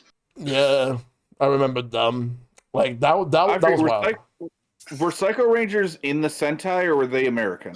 They were American. No, they were Sentai original. Okay, I couldn't remember that. Yeah, I think they were called the Neji Rangers or something like that. Ah, okay. Yeah, they were in Sentai. Yeah, Noble was confirming. Yeah. Yeah. Fun fact about Power Rangers in space, real quick. Originally, it was not supposed to be space. It was actually supposed to be like a digital cyber world. That's what it was in Sentai. So, Yep. It was Mega Ranger. Yep. but they decided to make it a space theme, and then it turns out that Lost Galaxy was a space theme as well. Yeah, and in space was pretty much just orbit around Earth and do nothing. Yeah. And then Lost Galaxy was more nature themed than anything in Gingham, man. Yep. Yeah. Because it wasn't space themed; it was just nature themed in space originally. Yeah, but they did at least Lost Galaxy did a good job of making you feel like you were in space because, Yeah. well, you were on the Terra Venture. Yeah. So it's like, yeah, you might not be on new planets all the time, but you were still out in space. You were in a space colony going to a new inhabitable world. Yes. And it actually, I remember that being the case, Charlotte. I do remember that. But go ahead, Ben. Any other episodes? You said how many episodes already? 2, 3? That was the second one. All right, just one more. I don't really have a third. I kind of want to say Forever Red. I mean, disappointing ending aside. Oh, Yeah. everything leading up to Serpentera being revived was top tier. Yeah. But yeah, anything outside of that, I mean, you could pretty much put in any like finale episode where the set gets fucking trashed. Oh my god, yeah. No, the finale. The one good thing I'll give, even in their worst series, the finales are almost always top tier. Yeah. Like I'll give that to frickin' Ninja Steel and Megaforce. I won't give that to Legendary Battle and Super Megaforce, but that's a whole nother level of disappointment. Yeah, Charlotte, that was Forever Red. Yeah. The Forever Red was amazing. Like, I kind of wish that they would have done more crossovers like that. I mean, we had others, but 10 Red Rangers. they could not get Rocky because they lost his contact information at the time, so he was supposed to come back. I think the original plan was that they weren't going to bring back Jason, but they did. To my understanding, the guy who played Leo also wasn't originally going to come back, but then he kind of agreed, at the 11th hour. So it was a very last minute thing that he was able to get a hold of him and say, "Yes, no, I want to do this." But they had to digitally insert him. Yes, a lot of the scenes had already been shot. He was in very few of them. Yeah. Daniel Slayman, yeah. But yeah, Forever Red was a good episode. So that's it for you, Ben? It was like Serpentera, just like I said, biggest disappointment. Yeah.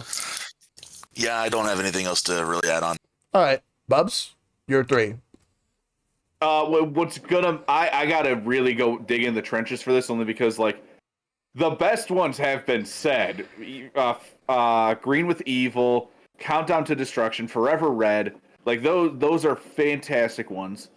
I would say if I'm really going out there, Time Force had some good ones in it. Usually because Rancic, when he's either one being intimidating or two being a goddamn doting father, he's at his best. Yeah. Because in terms of a serious episode, one of my absolute favorites is when Wes's dad actually stands up to Rancic. And Rancic was like, you threw your son out. He's like, I did. But he's made me extraordinarily proud. And he stands up to him like, that is the sign of a good dad there. Like, yes, you were a piece of crap to Wes, and you're still kind of a piece of crap in other senses. But you're also realizing, no, my son's doing a lot fucking better without me involved in his life. But there was also the episode where Rancic's daughter, Nadira, fell in love with the Blue Ranger. And in terms of comedy, that is one of my favorite episodes, just because Rancic does everything in his power to make sure the Blue Ranger is not getting damaged. Yeah. And it's just like, it is, God almighty, who was the actor for Rancic? I can't remember. I can look it up.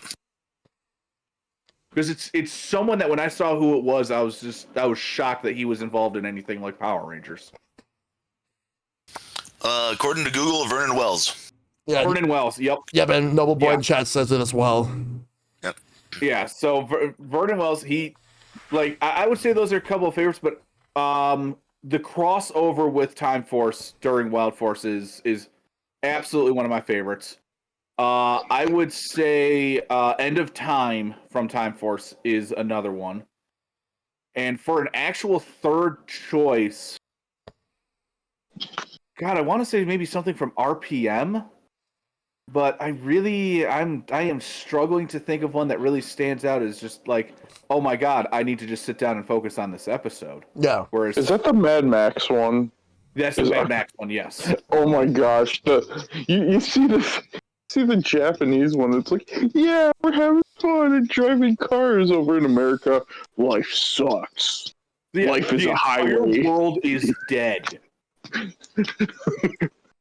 They Yep. did not watch the source material. It's so great. It's No, funny they- because Go Under was one of those comedic kind of ones, but then even though RPM had a very dark overtone, it still is very comedic overall. Yep. Yeah. No, it definitely had. I mean, hell, we talked about Ziggy being a fantastic comedy character. Yep. And you know what? No, I do know an episode from RPM. There was it was actually one that I really like is the Yellow Ranger's backstory, because she was a rich, spoiled bitch before Venjix started attacking the world, and her friends were pieces of crap that just shoved her out of a van effectively, and like her relationship would end up becoming her relationship with her butler. I absolutely loved, and it was heartbreaking when her butler actually died, because like he's like, I'm excited to see the kind of person you become, and oh my God, it was like, holy shit, like that was hard, Yep. but it was still a good episode. And just to find out that, yeah, her parents are like, okay, well, we're expecting you to do this for us now, and she's like, okay, but I'm not going to fucking do that. Like, Yep. screw you guys. I like this. Yes. So those are your episodes. I would say so, and I had to, like I said, I had to pick those because, like, all the other good ones were taken. They were, yes. Like, I would have been repeating what was already said. Yeah. I mean, I was kind of repeating most of what you said for the favorite characters. I also forgot Cam Watts. I meant to bring him up too. I forgot about that. Yep. Oops. That's all good. Oh yeah, you cut out. So I assume you said Cam from Ninja Storm. Yes, Cameron Watanabe. Yes. I consider him the best Ranger on that series, and two, the best Green Ranger. Because Tommy, well, yes, he's an amazing Green Ranger. He's the original one. Tommy was at his best as the White Ranger and the Red Ranger. Yes. I Like agree. Green, he was amazing as, but he wasn't. Once he turned to good, I don't feel like he was able to shine as much, and that might just be because they weren't expecting him to be a character that would be returning as much. Yeah. But Cam, as soon as he got the samurai power, like I had a friend who told me when I first started watching it, he says he's told me that Ninja Storm has the best Green Ranger, and I'm like, all right, well that's a tough ask when he's comparing him to Tommy. And when I saw Cam become the Green Ranger, I immediately texted him and says, all right, you fucking win. This dude's an amazing Green Ranger. Yep. In terms of my favorite episodes, let's see. So the first one that I could come up with, was there was this episode in Mighty Morphin Power Rangers. My favorite episode in that actually comes in. It's basically like when Lord Zed makes his debut. Like the first 3 episodes where Lord Zed makes his debut was amazing. He like I said, he makes his presence known, and even Zordon's like, yeah, you guys are about to have a very uphill fight here. Yeah, the way that it's like Rita was one thing, but Lord Zed was on a completely different level. he was threatening. He was amazing, and I felt like Goldar was at his best as a right hand man when he betrayed Rita for Lord Zed. Well, that was the smart thing to do. And then fucking Like, Squat and Babu ended up just sneaking around. Like they basically was Finster was not really being used up until when Rita came back. And when Rita came back, what I remember was that like they decided to do the whole like wedding bullshit, which that was where like Lord Zed jumped the shark because they decided to give him this potion so that Rita can marry Lord Zed, so the two can actually rule together. And there was an episode in season 3 that I want to bring up. It's not my favorite. I just want to bring this up real quick. It was an episode where there was like it revolved around a love potion, and it was accidentally used on Skull, or actually not Skull, on Kimberly. Kimberly was in love with Skull for a while. And then I remember that. And then it turned out when it wore off, things became awkward. But then, like at the end of the episode, Kimberly apologized to Skull because, like, without Skull knowing anything about like who they are, obviously, like she made it as if she was the one in the wrong, when in reality she was just under a temporary spell. But I do have another episode to bring up that was pretty funny. It's more of a funnier episode, like lighthearted, but I just thought this was funny. This was in the 3rd season. It's called Rita's Pita, where there was this monster that went inside Tommy's stomach, and Tommy just kept eating anything and everything that was on him. He had a hookworm. There was this kid that he was training for karate, and they were supposed to eat like healthier options, but then when he actually was eating this pita that was supposed to be healthy, what happened was that he started just eating anything and everything, and that turned that kid off. Like that kid was just bounced, and he would just eat everything. Oh Then he would go to the bake sale. Then he would get this giant ice cream sundae, up until like when they finally got. I think the ice cream sundae was what got that monster out of his stomach, and then he finally lost his appetite. I just thought that was funny, but I just want. You bringing up that the love potion with Kimberly and Skull. Actually, there's another episode. I completely forgot about this until just now in Zeo, where Adam finds the Phantom of Angel Grove High, and because like people are reporting that they'll hear the piano in the middle of the night, only for him to discover it's actually Skull, and it's Skull, and Adam's like, dude, that's amazing. Why don't you show off this Town Out of Town show?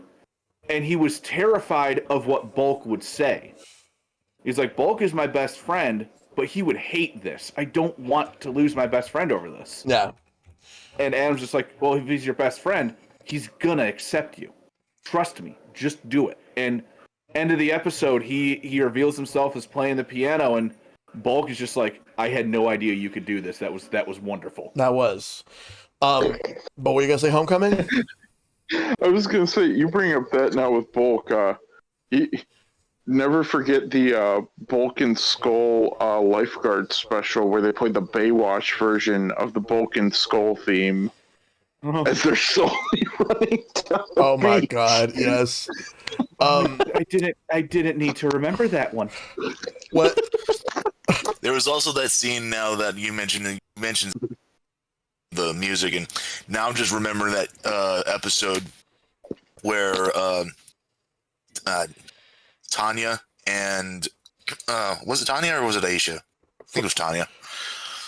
Tanya and Tommy got cursed to sing the entire episode. That was Tanya. Oh my god. And that Nikita was one of the most annoying things ever. Nikita Burst has an amazing singing voice. Yep. JC David Frake doesn't. No, but he did not. Yeah. He tried. Gold star for trying, but please never do it again. What were you gonna say? He tried. What were you gonna say, Homecoming? Oh, I was talking about this reopened in memory. I would have said this, but I'll throw in a quick one. I'm dreaming of a White Ranger where the power of Christmas allows them not to morph. Yeah, they have at the North Pole. Yeah. They can't, so they throw snowballs at Goldar, and he just goes back inside. Like, Goldar, one of the most threatening generals in Lord Zed's army, stopped by snow. Yeah. stop by winter whimsy. Like, so, but yeah, like Rita's Peanut, I just wanted to give a shout out to that one. It's not my favorite, but I just wanted to bring that up. So yeah, the Mutiny parts 1, 2, and 3, like the whole arc, that's number 1. 2, I'm gonna go with so another episode I'm gonna go with was the one where, like, okay, I forgot the name of this episode, but it was the one in Zio where Tommy, for whatever reason, like realizes that he's in a time loop, because and then all of a sudden he starts realizing that there's just something completely off, and then he just realizes that, like, he knows exactly what's happening before it happens. But then it turns out that I want to say that it was not King. I think by this point King Mondo was gone, and it was supposed to be his son, who not the little one, but like the adult son. No, Gasket I think was the younger one.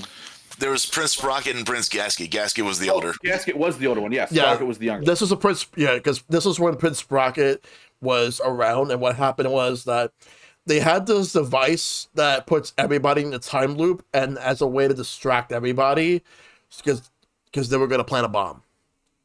So Yes. what happened next was you would have Tommy, however, like just started to realize, because he was the only one that was unaffected, at least to his knowledge, because everybody like didn't believe it at first. It took up until like I'd say at least 2 days worth of the time loop to realize that something was wrong, and then they saw Sprocket hiding behind the bushes. Not a Sprocket. Gasket was hiding behind the bushes because they had their own plan to attack the Rangers. They were gonna send out the Cogs, but they discovered them without like Gasket knowing, and then that's when they realized everything.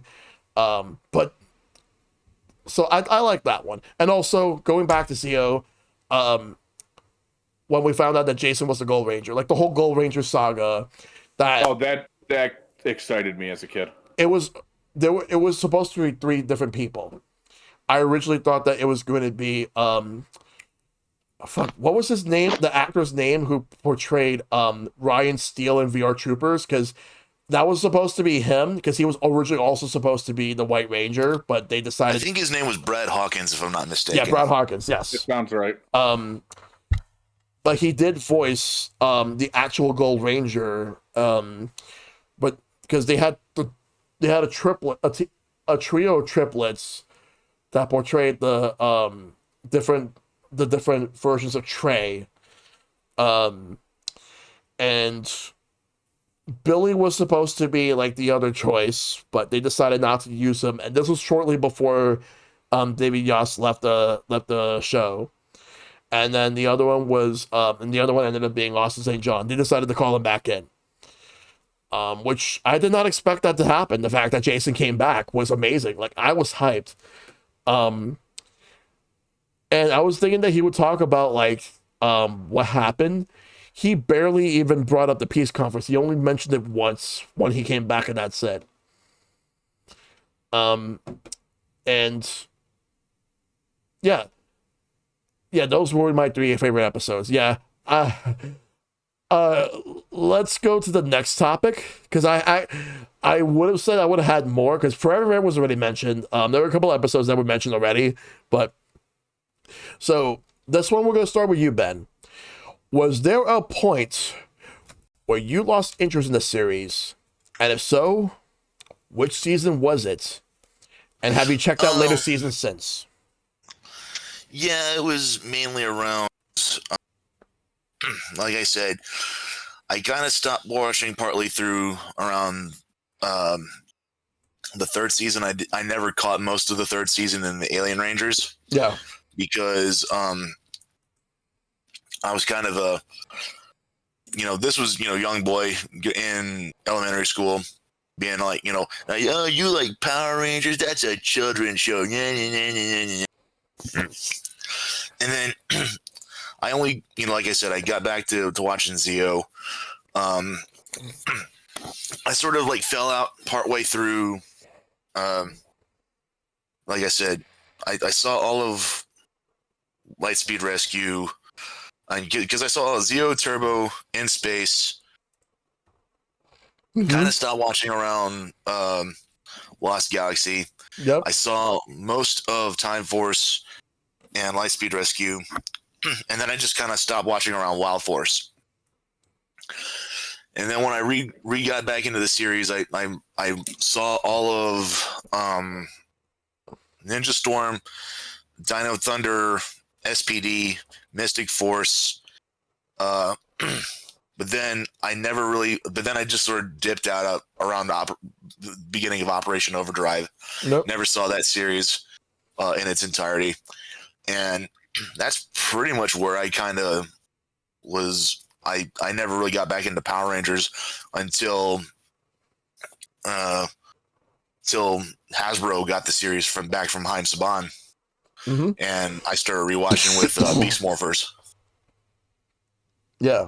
But by that time, I'd already kind of started getting into the Japanese Sentai, because it was around 2010 when I started getting into Sentai with Gokaiger, and then Gokaiger kind of turned me on to the actual Japanese side of the Sentai original. Yep. And been kind of watching pretty much since then. All right.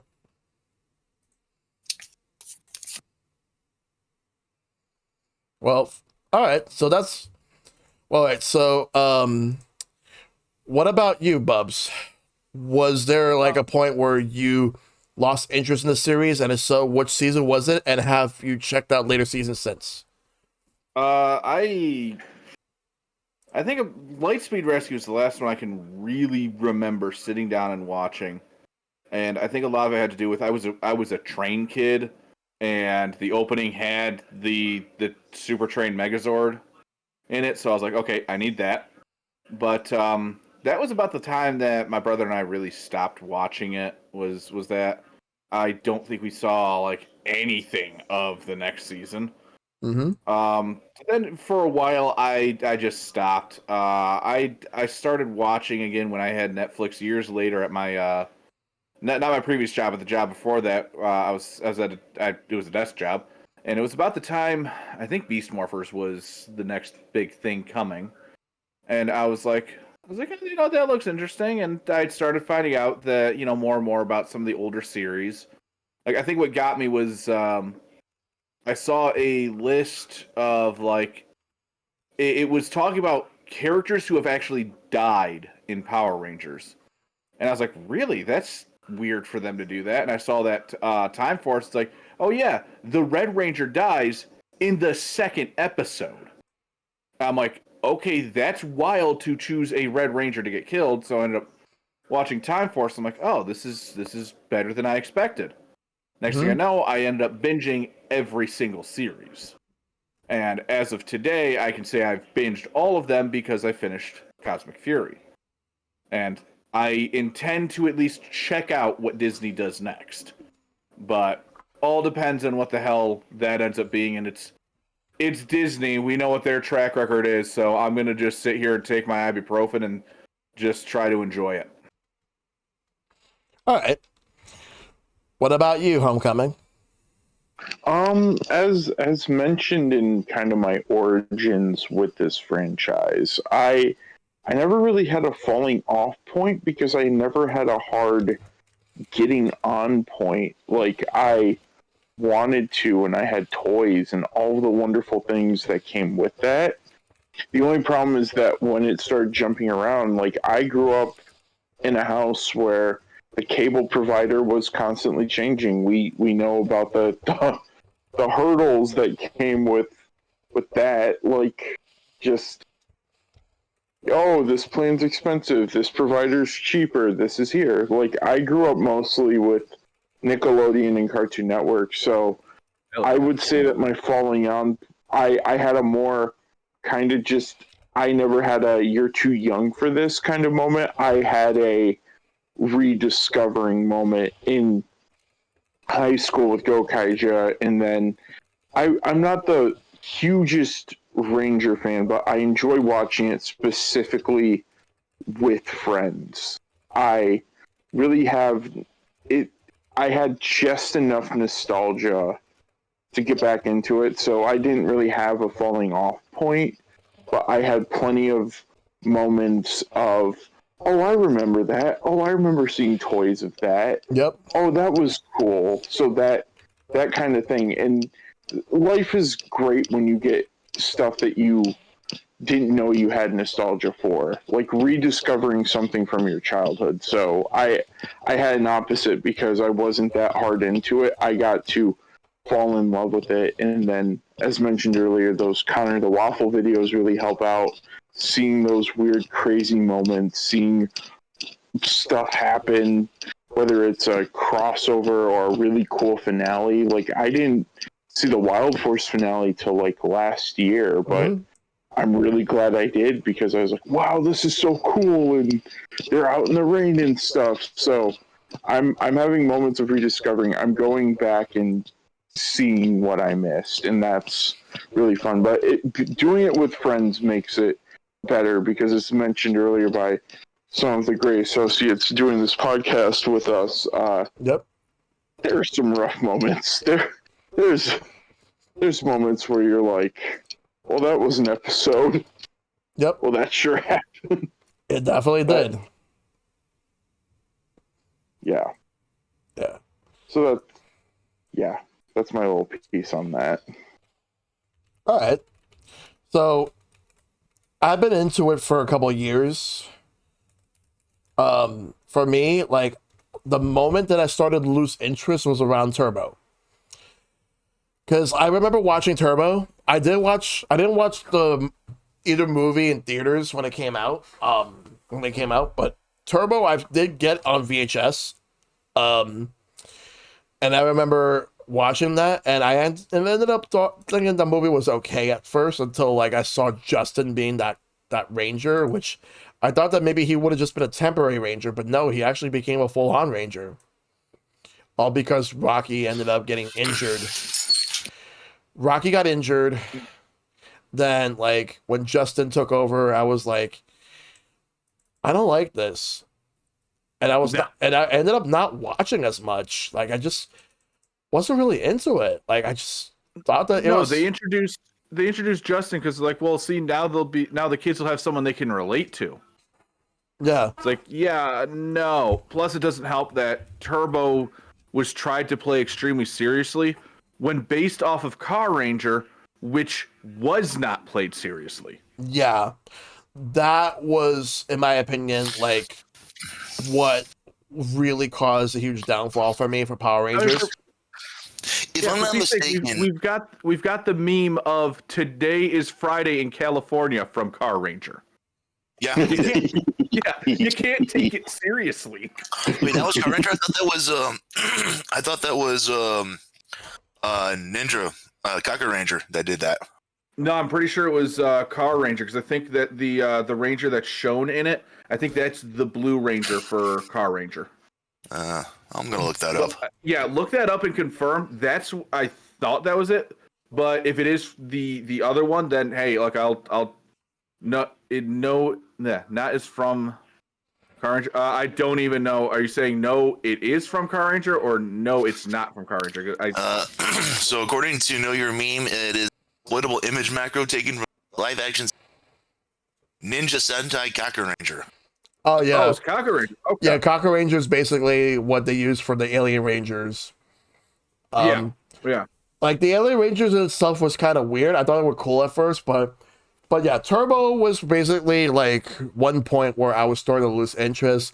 I would watch Space here and there. I was also watch parts of Turbo when they transferred everything over from Tommy's group to TJ's group, but Justin still like was a part of the group, and I remember reading. Go ahead. They got Yeah, too old to be they Power kind of did the team dirty on that one because that was around the time that that Jason David Frank was looking to bounce from the series himself, and I think he and what was it? I think he and Cat's actress were Catherine wanting to look Sutherland. out. Yeah, Catherine Sutherland. He and Catherine Sutherland were looking to leave, and the team was like, the people at Fox and Saban were like, okay, that's fine, and then they decided to replace all of the veteran Rangers just in all of one fell swoop. Yeah, there was a casting call. I think it was Johnny Young Bosch that saw it in the newspaper. Yeah, because none of the others were informed about it until like the day of that they saw the casting call. Yeah. So that was a nasty surprise for them. Yeah. Catherine Sutherland, hit new star of the hit recently released movie Minecraft that just came out this week. Was she seriously? she was seriously in that? Yeah, she apparently, from what the trailer shows, goes on a date with a Minecraft villager. Wow. Okay. I kid you. That was in the trailers because I it's too new. I'm not gonna be like, here's the finale. No, I don't know what happens. I don't care what happens. I'm gonna watch it when it's $2 on YouTube or whatever. When it's not a $15 movie ticket. But it is funny that you mentioned Catherine Sutherland because she's in the Minecraft movie. But yeah, like I kind of got back into Power Rangers around the time of Time Force. So I watched Time Force, Wild Force. I remember like the first half of Wild Force was on Fox Kids because they still had Fox Kids up until like the fall season of 2002. And then that's where Power Rangers moved to ABC. So I watched it there, like Wild Force. Then I was watching Ninja Storm, and I did like what I've seen, but I didn't watch a lot of it. I was mostly watching Kids WB, or I was watching the Fox Box for some of the 4Kids shit. So I wasn't really watching a lot of ABC, but Dino Thunder, did not watch a lot of it when it first aired. I watched a lot of it in reruns later. I kind of did not watch SPD. I did not watch SPD. I did not watch Mystic Force, or I tried to watch Juggle Fury. That was the one that came afterwards, and I noped the fuck out of it. I could not do it. Also, I do want to do one quick update. It's actually Jennifer Coolidge, not Catherine Sutherland. Oh, okay. I thought I heard the name Catherine Sutherland, but it's Jennifer Coolidge. But you were saying... Not Dino Thunder. Juggle Fury I could not get into. What? Oh wait, I just realized. I forgot about Operation Overdrive. Yeah, I could not get into that either. Operation Overdrive was rough for me the first time I watched it, but when I watched it again, I was like, oh, holy crap, that's a lot better than I remember. And because I think SPD was, I'm sorry, answering what Charlotte said. I think SPD was actually set in 2025. So by all means, we should have that shit now. Yes. Anyway, I'm sorry. Like I just couldn't, like the fact that I couldn't get into Operation Overdrive or what was it, Jungle Fury. I'd never watch RPM. And then what came after RPM was Mighty Morphin Power Rangers in HD remastered, but with the stupid comic book effects. People hated it so much that Disney was like, "Yep, we're out." As they should. I mean, it was just a cheap fucking like oh hey yeah, and here have some nostalgia, and then with like some shitty After Effects. And then we got Power Rangers Samurai because Saban got it back. Okay, I'm like, all right, let's see how this is. I watched the first episode of Nickelodeon, and and there's only one word I said. Nope. Not even Bulk and Skull can say that show. Or rather, Bulk and Spike. I was like, nope. And I have not seen any of the shows. I've seen some clips here and there. I've seen clips from Megaforce where like Tommy came back with everybody was like Like you see like all those Rangers. Um, and there was a rumor. I'm not sure if this is true, but supposedly Tommy legitimately did everything in his power to block Austin St. John from being in the Megaforce, the major like crossover that had all those Rangers, because um he never let that beef go. Because Austin St. John, and I'm gonna say this right now, Austin St. John and Jason David Frank, and there's one thing I have to criticize Jason David Frank, he never let that beef go between him and Austin St. John whatsoever. He never let it go. No. Like that's No, as far as I was aware, Austin St. John was just like, yeah, no, we argued and we don't really work together anymore. That's about it. And like, holy shit, it was bad. But Jason David Frank, yeah, he made it a point to like seeing the two of them on the red carpet for the 2017 movie was pretty damn cool. But like, you know damn well that they were sitting on opposite sides of the group. And that group picture, I looked at Jason David Frank's face. He didn't want to be there when Austin St. John was there. And the thing is that he never let that beef go. The thing is, the only reason I criticized him at the time over it is because I actually wanted to see the both of them at least try to let bygones be bygones and see if they could embrace each other. But he was too goddamn stubborn and refused to let it go. There probably might have been more to the story, but we're never gonna know. We're never going. And it sucks because Jason and Tommy were phenomenal on screen together. They had So much amazing chemistry. There's a reason they're two of my favorite characters because they worked so well together as characters. And that's because Jason David Frank and Austin St. John started out as good friends, and it showed in their acting. Yeah.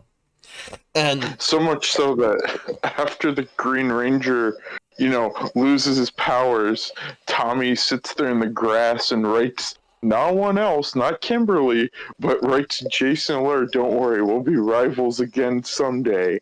I believe it. But it's like that was the youngest bromance that I can remember in my life was those two. Yes.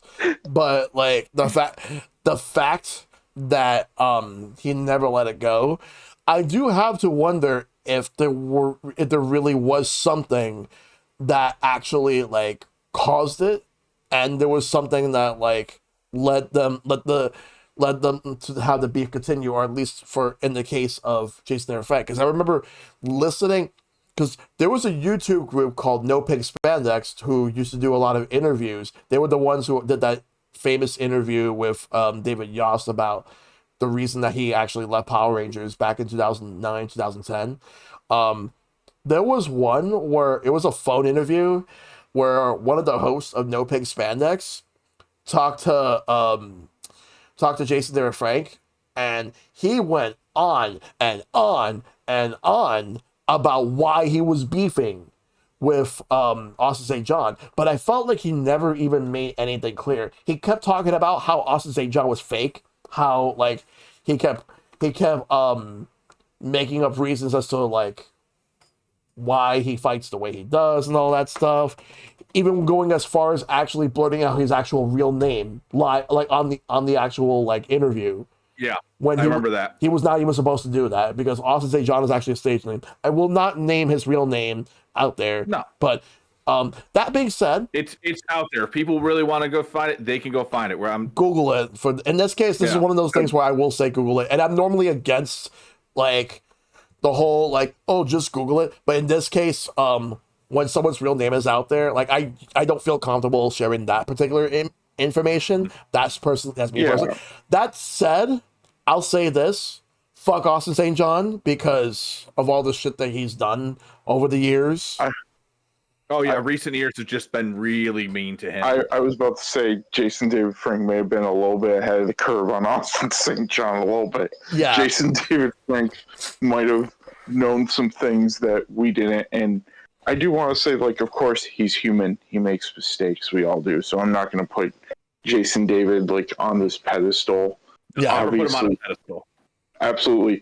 I will say that I will always love his work. I love the fact that he pushed for the Power Rangers movie, that he was supportive of it. He was never like, oh, I should be in this. No, he's like, we know it needs to be teenagers with attitude. It can't be us. We had our time. Like, he's like, I love the cameo in it.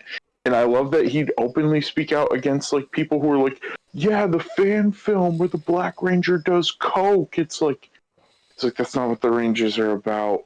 Yeah. Like, No. and that's something I always appreciate, that he always, at least when it came to Power Rangers and public appearances and PR, Jason David always kind of knew the assignment, and he was very, like, for the utmost part, very professional, like, in some manners. Like, the fact that he went to Battle for the Grid to voice Lord Draken, because, and that was something that he was like, man, look, I love that he was supportive of other people's stuff. People would show him Lord Draken, he's like, this is a cool idea. Yep. And he One would of the try to things- put him.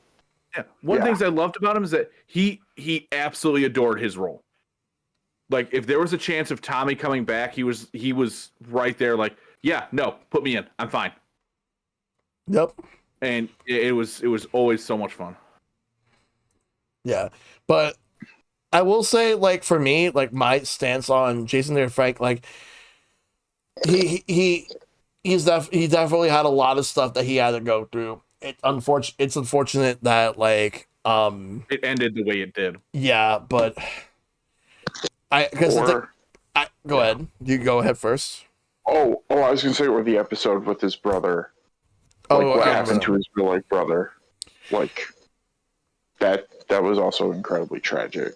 And Mhm. yeah, and it's like I remember just that. But when it comes to Jason David Frank, that because I was always a huge fan of Tommy, just like I was always a huge fan of Austin St. John as Jason. But like I'm at a point right now where, like, in regards to the tragic, I feel really awful for the moment I found out that Twee Trang was killed in a car accident because she was on her way to a friend's wedding, and then like a lot of the Rangers had a funeral. Like, yeah, Jason and Frank did not attend Twee Trang's funeral because it was around the same time that his brother passed. So it just happened to happen around the same time. And what sucks about the whole thing was that I think that if she still would have been alive, we would have seen her at cons. She would have been like excited to meet all her fans and everything. She seemed like a very, very sweet person. I think that she would seem very Everyone nice. who knew her says that she absolutely would have loved to meet all the fans. Like, she would never like, if she was still around and they told her all like what the fandom's like now, she never would have believed it. They said, Yeah. She would have loved all the fans. She would have loved everybody. Would have been happy to meet them at conventions or other events. She would have loved it. Like, that's how, like, she was very nice from what I've heard, like, for so many different things, from like seeing interviews. The one that took it the hardest out of all of them when she passed was David Yost. He was the one that Yes. took it the hardest. no, I think she was like one of the first ones that stood up for him. Yes. I did love Trini and Billy's chemistry on screen, Yeah. It was adorable. especially I with loved it. especially when Trini was often like translating the techno babble that Billy did. I love that. Yeah, like, to me, it's like, when I think about it, like, I first found out that she passed was there was a Time Force episode, and towards the end of it, it said "in memory of Twee Trang." Yes. Yep. They did honor her a lot more in "Once a Ranger, Always a Ranger." Once and always. Yeah. Once and always did a good job with it. It was heartbreaking to see, but I like that they found a way to do it. Yeah. Um, But yeah, like I to this day I just cannot get back into Power Rangers. I did watch the Once and Always, and I thought that it was a lot of fun. Um, it was a great tribute to Mighty Morphin. Um, one of my favorite parts about it was, especially towards the end, where actually seeing Zach and Adam interact. I've wanted that for years. I've Oh, always 100%. wanted to see that for years. Oh my god. Um, it was great seeing Rocky there. Like he actually definitely improved a whole lot over the years. Great seeing Kat there. They weren't able to get at the time. I remember because they finished filming all this stuff before Jason David Frank passed. He could not like he declined because at the time he was not really feeling up to being part of Power Rangers at that particular point. And they couldn't get Amy Jo Johnson. She couldn't make it. To my understanding, I'm sorry. Yeah, Can you guys use ears? Go ahead. To my understanding, Austin St. John was supposed to be given like at least a cameo role in there, but he got in a bunch of legal trouble. Yeah, That was around the time the fraud was coming up. Yeah. Yeah, that was like the And- fraud allegations, and Yeah, and the fraud allegations are something I'm like, that was muddy, and I don't know if they ever really fully cleared that up, if he was directly involved or doing it. Yeah, so, but then but then the clothing line thing happened. I was like, yeah. And either way, he was basically barred from like international travel. yeah, So he wasn't able to make it anyway. He wouldn't have been able to make it. yeah. But yeah, David Yost and Walter Jones definitely shined a whole bunch. mhm. I enjoyed it, but yeah. Now let's go to the last thing. Bubs, we'll start with you on this one, and this is before we'll do the community questions. How much does Power Rangers mean to you, Bubs? Okay. Real quick, I do actually have to leave after this question. I got work in the morning, and I usually pass out in about 15 minutes. So Yeah, but for me, for Power Rangers, ask me 20 years ago, I would say Power Rangers is one of the most important things in my life. Like everything was Power Rangers. Like most of my Halloween costumes, I was a Power Ranger. Me and my brother were.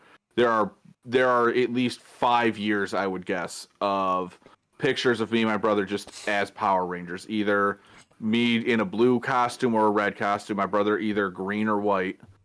And but nowadays it's not as important. Like in terms of my favorite series, I don't put it that high. I put like stuff like Transformers or like Metroid or Spyro the Dragon. Those are, if I'm counting like series as a whole, those are way above it. yeah, I would still say it's in my top 10. I still enjoy the hell out of it, and I'll still sit down and rewatch some of my favorite series, especially the Power Rangers official YouTube channel has, I think, up through, oh god, I'd have to see actually at this point. I don't know what they're up to now. They have a ton of them uploaded. mm-hmm. So it's still something that means a lot to me, and it's something I would love to collect the Zords from. I'm not as interested in getting like the character figures, but I would love to have the Zords just because, again, I mean, I'm a huge Transformers guy, so giant robots. Mm-hmm. And I love combining things. Like, to me, the best Zord was the Mighty Morphin Dino Megazord. Like, Yeah, there's something about Mechagodzilla. that. It combines in such a way that it feels right. Whereas compared to others, like using an example of, say, Ninja Storm, more than 90% of the Megazord is just the Lion Zord. The shark just pops onto the side, and the Falcon is just the head. And I'm like, that's boring as shit. Like, the mechas are the most important thing for me when it comes to Power Rangers, because I'm like, those are your big toy sellers. yep, And those are the things that I want to collect. So, like, in terms of me as a collector, yeah, it's still very important because those are things that I want. I want the Dino Megazord. I want the Zeo Zords. I want all that crap again because I had them when I was a kid and they were some of my favorite toys. But yeah, overall, I wouldn't say it's super important, but it still means a lot to me. And I will gladly, no matter the quality of it, whatever comes next, I will gladly sit down and watch it. And depending on how it goes, I will either drink heavily to forget it, or I will sit back and enjoy just enjoy how it ended. Because dear God Almighty, it's speaking of drinking heavily, this goes back to frickin' Samurai. That villain, he did not have a headache. He had a fucking hangover. Yes. He was not taking medicine. He was drinking sake. But they could not say that because it was on Nickelodeon for a kid's show. That's hilarious. Yeah, I remember that because that was exactly they were doing in Trick Danger.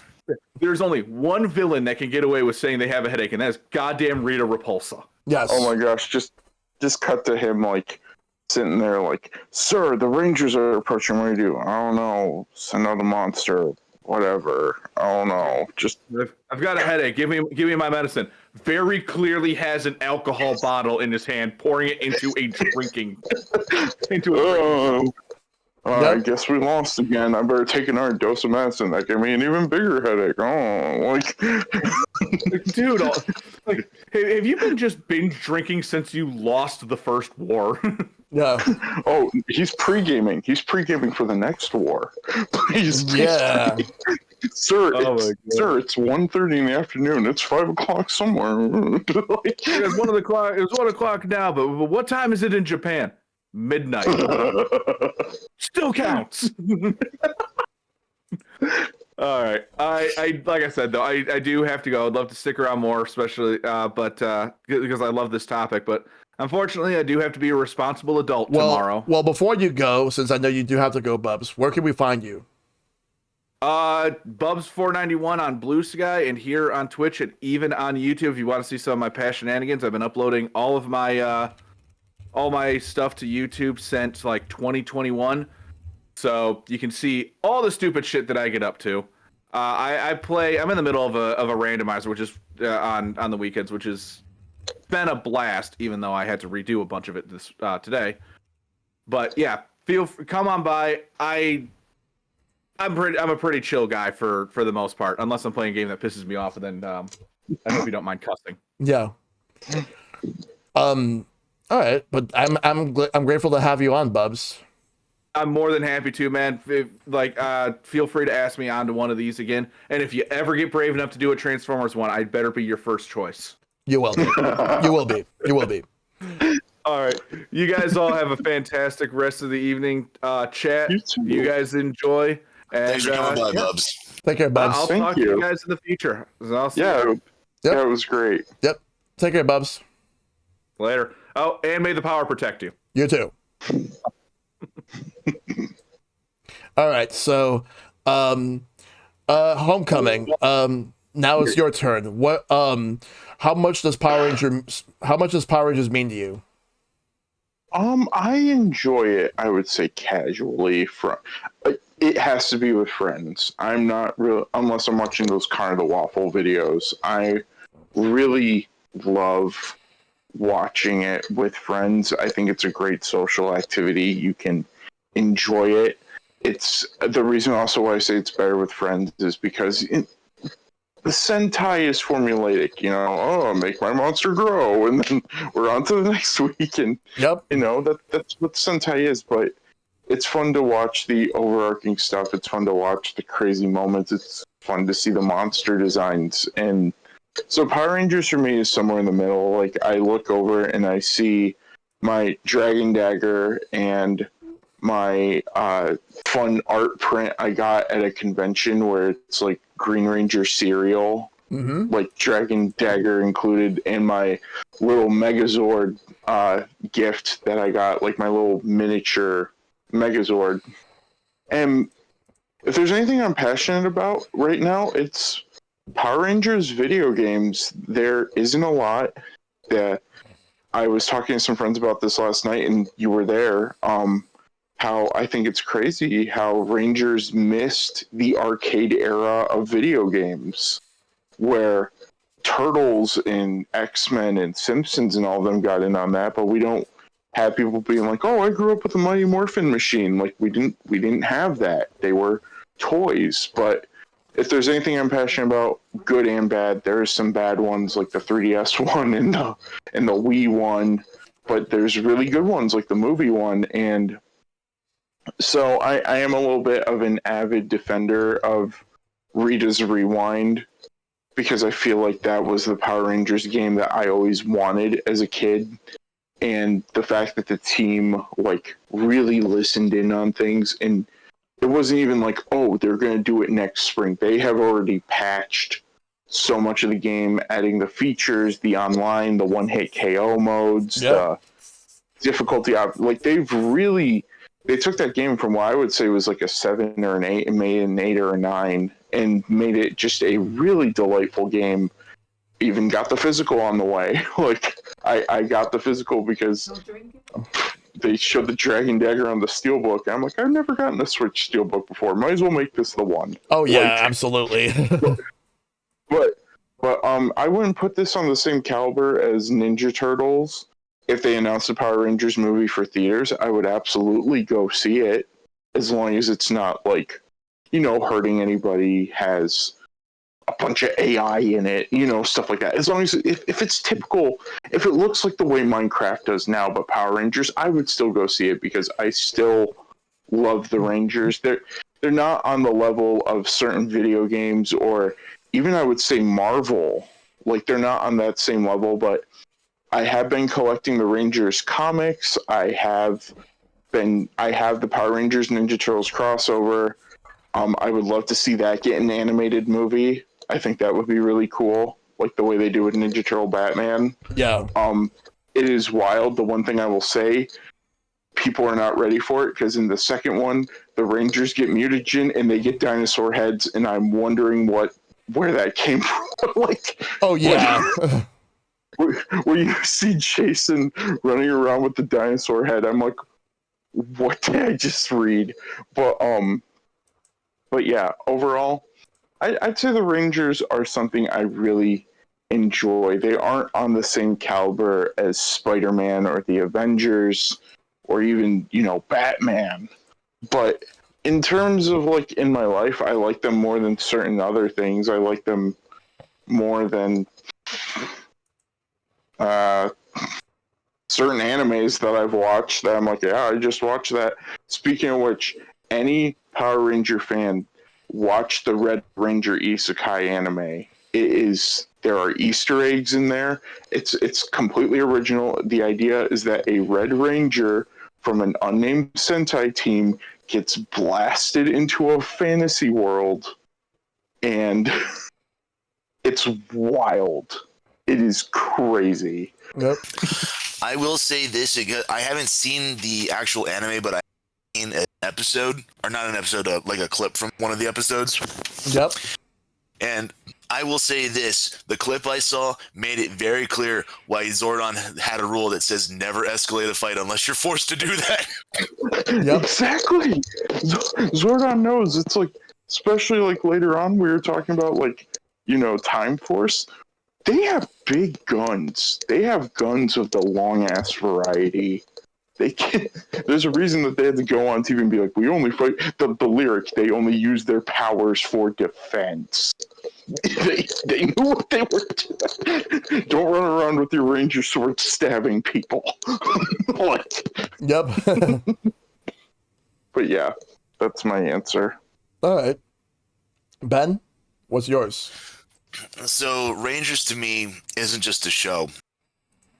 Rangers to me was my childhood. Yes. Rangers was not just something that you enjoyed with enjoyed by yourself. It was something like what Homecoming said. It's something you enjoyed with friends. Because when I was growing up as a child, my friends and I, in the apartment complex we lived in, we used to play Power Rangers. We used to go out and pretend that we were like the Rangers fighting against the Putties and Rita and Evil and all that. We used to like pick up sticks and stuff and like pretend they were like the swords and bring them together to form the Power Blaster. Mm-hmm. Then we had like a few of the minor like games that we came out for the Sega Genesis and the Super Nintendo. Even though they weren't arcade, we did have like the the console games at the time. Yeah. And I do remember playing while my friends watched. It was fun times on that. And one of my favorite things I'm doing right now is when I'm watching the Sentai, I'm not watching it by myself. I'm watching it with some of my buddies here in the Twitch chat. And in fact, if I may be permitted to, Yeah. if anyone is okay with wanting to come by and watch it with us, we do this every Tuesday, every week. All right. Like, let's say we have a Discord server over on CQ, and we have a website. Feel free to come on by, and we watch Sentai every Tuesday. All right. So, sounds good. So, Power Rangers to me, the way I've always like viewed Power Rangers, it was something huge growing up when I was a kid. Just like how I love Ninja Turtles, a lot of the shows that were on Nickelodeon, Cartoon Network, Disney, and all that stuff. Power Rangers was always a big thing for me. I watched the shows. I would see the movies later on. I've actually watched the first movie on pay-per-view. And I've bought the second one, the Turbo one. And I do want to bring up the reboot. This will be like a good time for me to bring it up. I like the reboot. I thought that it was really good. I kind of wish that it did well enough to warrant doing more, but they decided to put all their eggs in the hand basket and claim that they were going to make sequels, like multiple sequels. The movie that was the original plan. Was that they were just trying to make the sequels. They was gonna make like a sort of like a Marvel Cinematic Universe thing, kind of like with Power Rangers. But then the 2017 movie kind of bombed, and they decided, no, we're just gonna write that off and forget about that. I think my advice to them would have been maybe just wait to see how that movie did, and then see if you can make sequels. I mean, it's too late now, but honestly, I think that with Power Rangers as a whole, I may not have watched every series, but with the ones I did see, I have a huge amount of attachment to them. I love them so much. And the main thing about it is that it's a part of my childhood that I'll never take away. Like, just growing up, being attached to these characters, seeing what type of monsters they would fight against each and every single week. And the thing is that, like, I'll address the elephant in the room. Like, we had, like, so it's the fact that they were accused of racism because Zach is African American, he was the Black Ranger, and Trini is Asian, and she was the Yellow Ranger. And a lot of people even back then, like, people did actually call it out for being racist because of that. But that's not. Go ahead. And then unintentionally, Jason David Frank was made Red Ranger. But it turns out Jason David Frank was actually not like Native American. They decided to make it wasn't. Okay. His character was, but he wasn't in real life, apparently. Like, he even said he wasn't. But I said corrected then. But then, like, it also got to the point where, like, there were other things that people call Power Rangers out for. Like, a lot of parents complain about the violence, even though the funny thing is that they were already toning down the violence because of the fact that they knew for a fact that they weren't going to get away with a lot of the stuff that Sentai got away with. So, and the pilot, they had the dumpster. There's 3 versions of it. The first version of it was they were at a bowling alley, and then mind you, in the pilot, the original pilot, Thuy Trang was not the original Trini. It was Audrey Dubois, and the character was supposed to be a Latina. Like Trini was originally supposed to be a Hispanic, like Latina, and what happened is that it got to the point where like she did not stay on for the show. She was only there for the pilot, and then afterwards she went like there were conflicting reports as to what led her to leave the show. One of the things was that like she didn't think the show was going to go anywhere. The other reason is apparently she was fired because she wanted more money. And then she was replaced with Thuy Trang in the actual show. But I don't know which one's true. And Charlotte, the answer to that question, yes, it actually would have made it worse when you think about it. I don't know why they decided to go that route, but at the same time, like it didn't surprise me. Like they've had a bunch of episodes that kind of were poor taste. Like they had some holiday specials that were kind of poor taste, especially the Zio one, where like everyone was against each other over their religion and what they celebrated. I didn't like that. Another thing was that they did have to tone down the violence so that they shot Day of the Dumpster for the show, because the pilot was always going to be different, and then the actual episode, they actually had a different intro, and they took a scene from this pilot and put part of it in a different episode and spliced it, where Ernie has a big bowl of chili that he was going to give to everybody that wanted it, but he accidentally tripped and then the chili landed on Bulk. The original scene was that Bulk got so angry he was going to take it out on anybody and everybody. And then all of a sudden, but at the same time, he was clumsy.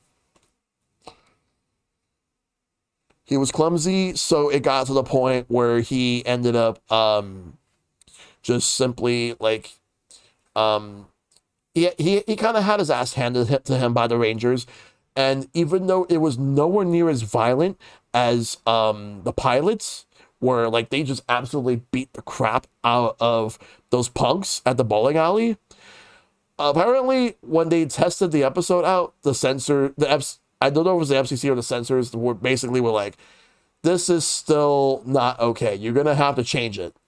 And they changed it to the episode that we actually got, which they actually shot a new scene while filming later episodes just to splice it in with the episodes that we actually got. So we got the version of Day of the Dumpster that we did get. But Power Rangers meant a lot to me because I honestly loved how like all the action. It exposed me to martial arts. It exposed me to like all the music that we got, like Ron Wasserman with all his music, the soundtrack, amazing stuff. He actually knew how to bring out, like, he pretty much introduced a lot of kids metal music for that particular era. He also composed he also composed X-Men the Animated Series as well. What's up, Homecoming? I did want to touch on this. Like I wanted to touch on the music. I was waiting for the right opportunity to do so because like when you think about it, there are so many songs that have been remixed that people still love from this series. Like whether it's the main theme, what is it, Space in Lost Galaxies theme. And there are so many great songs. Go Green Ranger, go White Ranger, Tiger Power. Yep. Which is still one of the most ridiculous things to say. So I have a question for my two co-hosts as well, or the two people we're doing this podcast with. If you had to, for 1 hour, listen to one, would you listen to Go Green Ranger, go for an hour straight, or White Ranger, Tiger Power for an hour straight? Go Green Ranger. Just go. I agree because that has more lyrics to it. Also has two versions too, because there's one that says "mind," and then one that replaces it with "Don't let dead put a evil spell on your mind" or something like that. Yeah. Yep. Yeah. All right. All right. So let's do community questions. All right. So, the first one's from Azran127. What would your personal Zord design be? My personal sword design would be like a giant turtle that has like it's a turtle dragon, like half turtle, half dragon. And it's a spot. It's basically if you merge Godzilla, Blastoise, and Bowser. That's basically what it is. Godzilla, Blastoise, Bowser. Think of that, merged together, and you get that sword. That's what I would have. Ben, what would you have?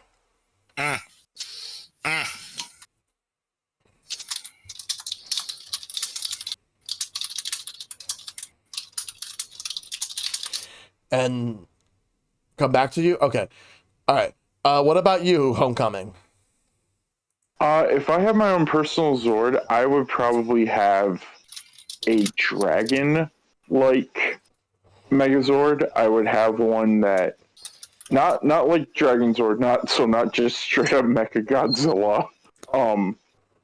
I would probably have like something akin to I want to say maybe like a Rayquaza like dragon, like a long, slender like dragon, and that's the kind of Zord I would personally have. Either that or a Phoenix. All right. Sounds good. Ben? I would probably do something a little different. I was gonna go with maybe like Dragon myself, but honestly, I'd probably do something like maybe a unicorn or Pegasus, Mm-hmm. or like like winged like horned Pegasus, something like that. Yeah. I think that would something because we don't really see a lot of mythological beings in Power Rangers that much. And I think something horse based would be pretty cool. Yep. All right. Sounds The good. one Boston Super, the Brobot. Yes. Let's see. Charlotte asks, Amy Jo Johnson, hot or not? Hot. Hot. Yeah, yeah. Wasn't she Jasmine in that live action Aladdin remake? No. There was a Pink Ranger who was Jasmine in that Aladdin remake, and the only reason why I know that is because that's why my friend made me go see that movie. That was Naomi Scott. Naomi Scott, thank you very much. But she is Amy Jo Johnson is very attractive. Yeah, so yes. Yeah, she was in the Power Rangers. She was Kimberly. I think she was Kimberly in the Power Rangers movie, the reboot. But yeah, Amy Jo Johnson, absolutely hot. MMG Mike asks, Reader's Rewind playthrough and thoughts on the current state of the game. Eventually, I will do a Reader's Rewind playthrough, but it's good. But I'm gonna wait until like all the updates are done. And the current state of the game, well, again, it looks really good so far, but I'm gonna be waiting for more updates. Ben? I'm sorry, what was the question? Reader's Rewind playthrough and thoughts on the current state of the game. Oh yeah, I actually did a playthrough of the one. I loved it. I played it through with Radio Dog. About the only thing that I kind of wish we had was Dire Ranger the Blue Sword was the I forgot about that. I thought because they renamed the Pegasus Sword to the Unicorn in the original Japanese, or from the Japanese to the American, because what they named the Unicorn in American Power Rangers was actually a Chilean or something like that. Sharon. Kieran, however that's pronounced. Anyway, Raiders Rewind, yes. Yep. Say I played through that a little bit. I think I had a playthrough with where Jay was in the voice call with us along with DM, and one of the great things that we had was it the same quality as Shredder's Revenge? Not quite, because there was a couple of things on Shredder's Revenge that Raiders Rewind didn't at the time. I don't know if they've updated it since, but Shredder's Revenge had it to where each of the playable characters had different stats. Where like some characters were stronger, some characters were faster. Jay even points out that they don't have the same combo chaining. And because the problem is with the characters is that aside from the different coat of paint, they're literally all the same character. They play all the same. They have the exact same moves. It really is just pick your favorite ranger and then go to town, and that's really about it. The only functional difference between any of the characters is during the Zord combat stages, where the Pink Ranger Zord is objectively the superior one to play as, because it can fly, and therefore it doesn't have to be able to jump over obstacles that the other five have to do that.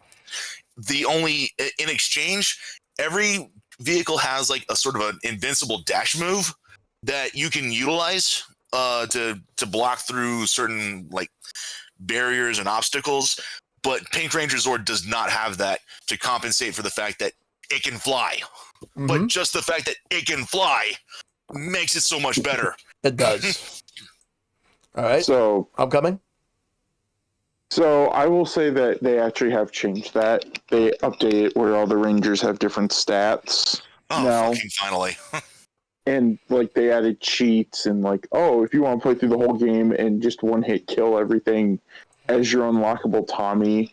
One thing that the game I will say has is it has a lot of charm. The fact that you get to go back to the juice bar and talk to Boken Skull and you get that 16-bit. I was like, they did it. They knew the assignment. They knew what they had to do. They knew that people would be asking for that. And the good news is that they said that if it sold well, which judging by the fact that there's a physical, it did, that they want to do more Rangers. They want to do different Ranger groups. And I would love to see a 16-bit game on Lost Galaxy or a 16-bit Ranger game on anything. Even the later years, aside from the movie game, we've never really gotten a 16-bit game where you get to pick Rocky and Aisha and the rest of the gang. Like, you don't really get that. And I think it would be really cool to go and see different takes on this. Like, there's some people I know who want playable Alpha 5. I don't know if I want to go that far. I wouldn't go that far. I would like to see a villain campaign. I would like to be able to play as Zed. That'd be fucking amazing. I would love that. That would be crazy if you have a villain campaign. And like, overall, I did love the game. I'm glad that they have really updated it. The only thing I didn't like about the game when it came out was the discourse around it. We got all these YouTube videos of this game ain't no Shredder's Revenge. 2 days later, they fixed it. It's like, really? Like, oh my god. Yeah. I saw like a thumbnail. It's good now. I'm like, are you serious?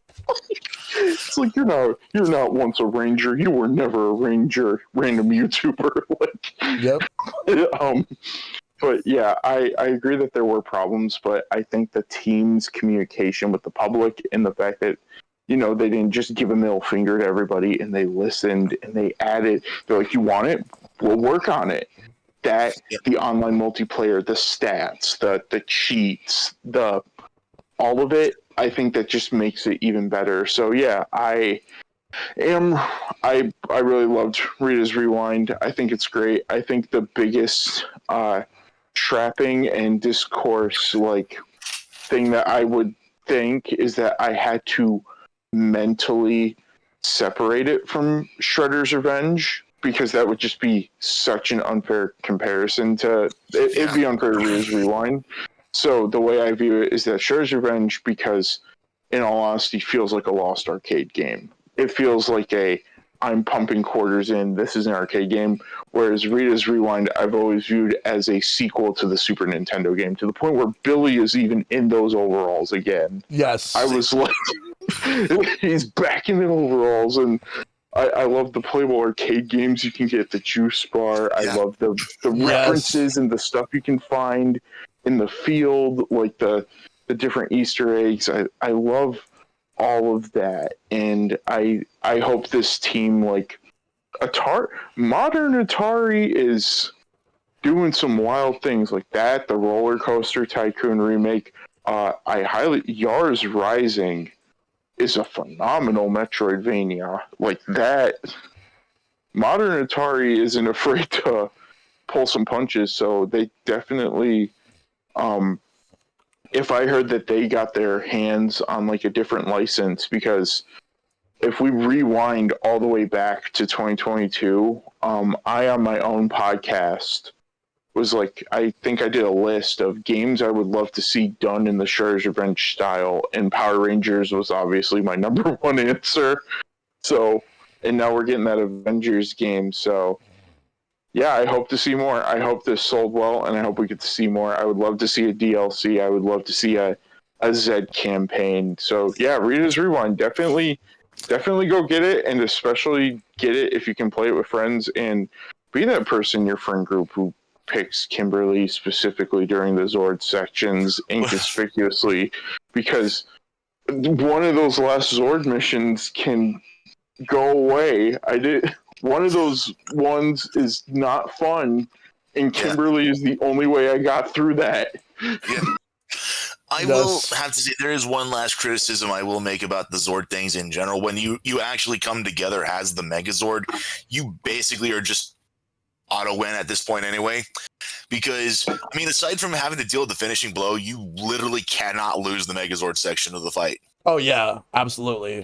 I played a little bit, but I haven't played enough to really judge the game. I do need to pick it up, because I played it at a meetup a couple months ago when it came out, and it looks really good, but I felt that it needed a lot more work. So so Shell, whenever you do get a copy of the game, be it physical, offer is still on the table if you want to come over and kick it with us over on the CQ side. Sounds good. Yeah. To do a playthrough. Yeah, we'll be more than happy to have you on. All right, thank you. Well, the one thing I'll say is that even that had the crazy attention to detail, like the fact that in the Megazord section, if you take damage, it zooms back to the cockpit and has and like all the explosions in there. Like it was, I can say that this may not be a little rough around the edges, but this was definitely made with love, so I can definitely appreciate it. There is one thing that I find really funny about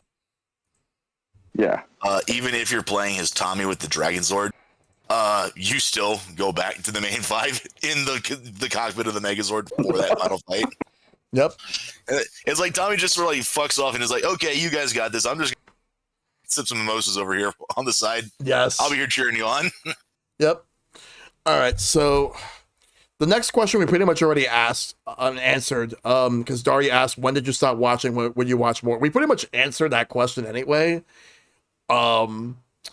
But Noble Boy, we only answered one part of his questions. Noble Boy asked, what's your favorite season and favorite Ranger? We already answered the favorite Ranger, but we didn't answer the favorite season. So favorite season, like, I obviously grew up with Mighty Morphin. That's my nostalgia, but Time Force.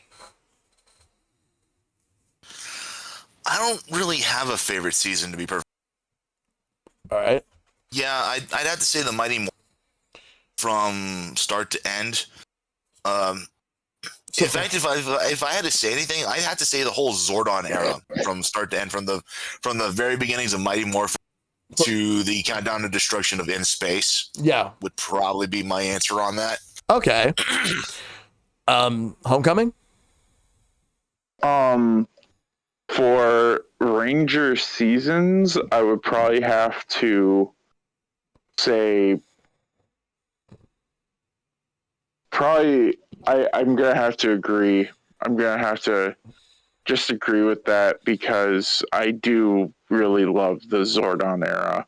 Unless Sentai is allowed to be included, because then I will say Go Kaija, because that is just a celebration of everything I love about the Rangers and Sentai and its history, and even series that I wasn't familiar with at that point. So, yeah, that.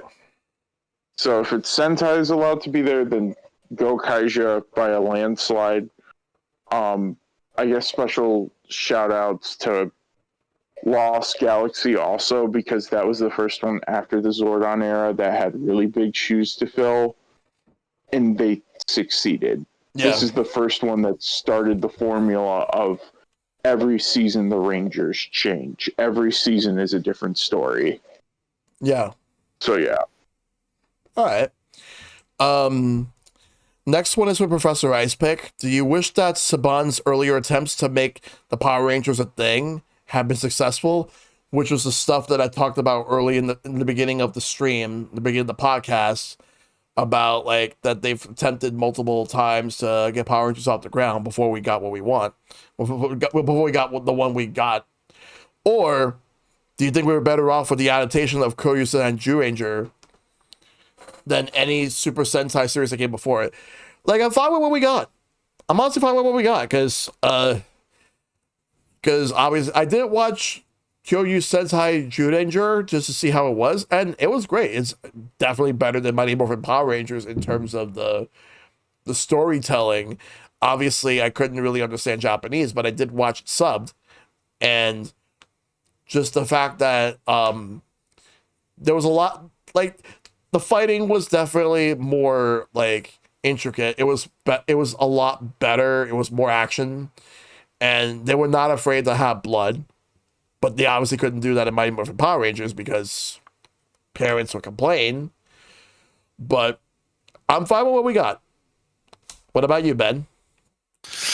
I kind of would have liked to have seen something like that, you know, just as a what could have been if that were somehow possible.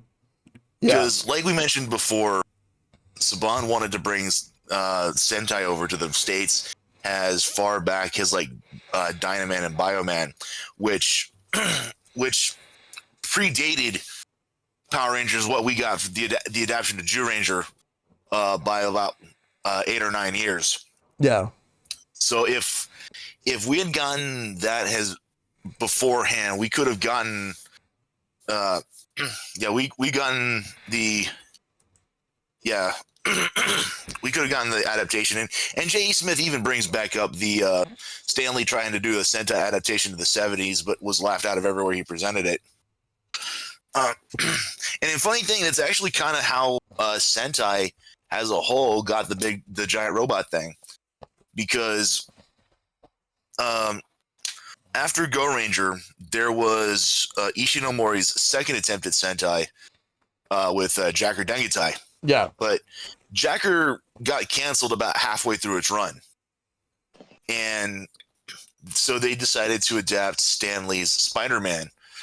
And the 70s Spider-Man, the Japanese live-action Spider-Man, if you've never seen it, you owe yourself a chance to do that, because it is a fucking trip. Yes. Yes. Yes. And because the thing is that's also where the giant robot thing came in, because Spider-Man in the Japanese, Spider-Man Japanese was, he had a giant mech called Leopardon. Yeah. And when that show ended, they were going to adapt another show, kind of a variation of Captain America, but obviously they were going to Japanify it. But then apparently, I don't exactly know what all changed or rights went through, but they decided to kind of keep the idea of a national theme of heroes, but they decided to rework it into a new Sentai show, and that was where we got Battle Fever J. And Battle Fever J was originally the first start of what was deemed Super Sentai, because Go Ranger and Jacker were just called Sentai. They weren't folded in to the Super Sentai title until O-Ranger was. Until the O-Ranger crossover, but the when O-Ranger was announced, they were going to retcon that has like a anniversary series, and they were going to fold Jacker and Go Ranger into the fold. Yeah. But Battle Fever J was started. The reason why it was called Super Sentai was because they brought back the giant robot motif from Spider-Man, and the giant robot thing has just basically been a constant staple of Sentai ever since. Yes. All right. Homecoming? I liked it when we got it because I like the fact that Spider-Man.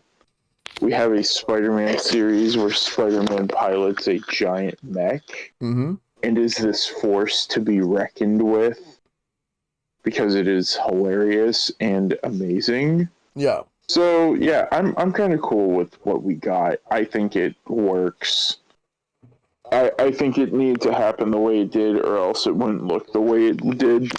I don't know if it would have survived, or not survived, but I don't know if it would have happened the way it did if it didn't happen in the time that it did, because when you think about it, without the giant robot motif, without Make My Monster Grow, without all of that, we would have people in suits running around and punching each other with very minimal special effects. I don't know if that would have caught on. Kids would probably be like, yeah, I'm going back to the Ninja Turtles.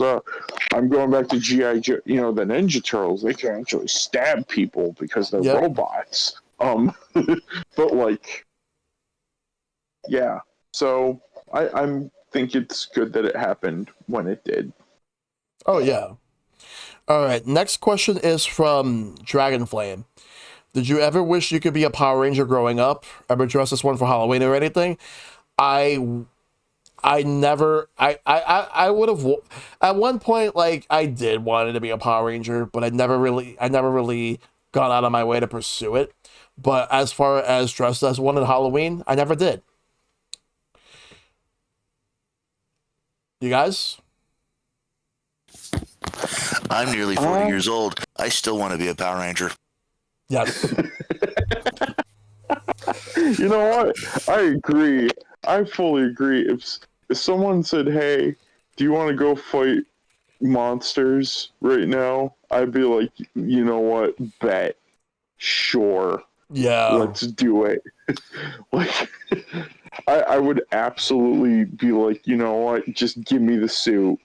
Give me the suit, and I absolutely will. So, I never dressed as one, though. I never did either. I definitely don't have the body style for it. In fact, I say I want to be a Power Ranger. I would make the worst Ranger ever. I'd be fucking Boom from SPD levels of bad. So yeah. Let's see. Next question is from the Real Destiny Decade. Who was your favorite character in Power Rangers? We already pretty much discussed that. But if I had to go with a non-Power Ranger, like an actual character that's not Power Rangers, Bulk and Skull. Bulk and Skull. Can't go wrong with them. Bulk and Skull is such an easy answer. If I had to say one of my favorite characters, obviously Lord Zed. Yeah, Lord in terms Zed. of villains. Another one of my favorite characters, Lothor. From Ninja Storm. Yeah. And he wasn't a particularly effective villain, but you could tell his actor had the fucking time of his life. He did, yes. And I was like, okay, I have to give props to the man, because he played not just Lothor, but he also voiced Sensei Watanabe, Cam's dad. But But yeah, you could tell he had a fun time acting out his Lothar, and that is probably like one of the best things about some of my favorite characters are the guys that are the actors or actresses are being like, hey, I'm in like a bit part here, but I'm gonna give it all I've got because F it. Yep. I'm having the time of my life. Grant McFarlane, thank you. Yes. Couldn't remember his name off the top of my head. Oh yeah. What about you? Homecoming. Well, if we're gonna say not Rangers, I mean, as I mentioned, I've mentioned Gokai Silver plenty of times tonight. Like, still a character that I actively see myself in certain ways. But I talked about Bulk and Skull. We talked about Doggy Kruger. You can't not love Doggy Kruger. Yep. And I'm gonna give a shout out to the ninja. I think it's a Ninja Storm. What's the season that has the mouse? Like the little mouse character puppet?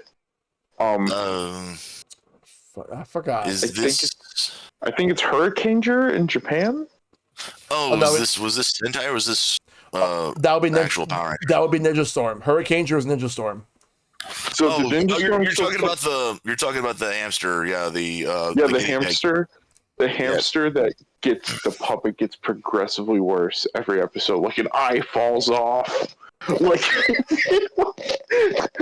it's like actively melting in real time. Yep. And it's so great. It's like, did you pull this one out of the freezer? Why is the hamster like? Why does it go from looking like Splinter in the first Ninja Turtles in the first episode, looking like Splinter from the Coming Out of Their Shells tour in episode 2? What happened to the puppet offset? Yeah. Yeah. All right. So just another shout out to great puppetry. Yep. We have 2 more questions. The next one's with Matt McMahon. Would you all watch Super Sentai where it's based off from Japan? Yes. I've seen some Sentai. Yep. As mentioned before, we watch my crew on Cinema Equestrium. We watch Sentai every Tuesday. And anyone who's listening to this podcast and list, feel free to look us up. Feel free to join us. You are more than welcome to do that. Yep. What about you, Homecoming? Oh, absolutely, and I'll even extend that to a different stuff.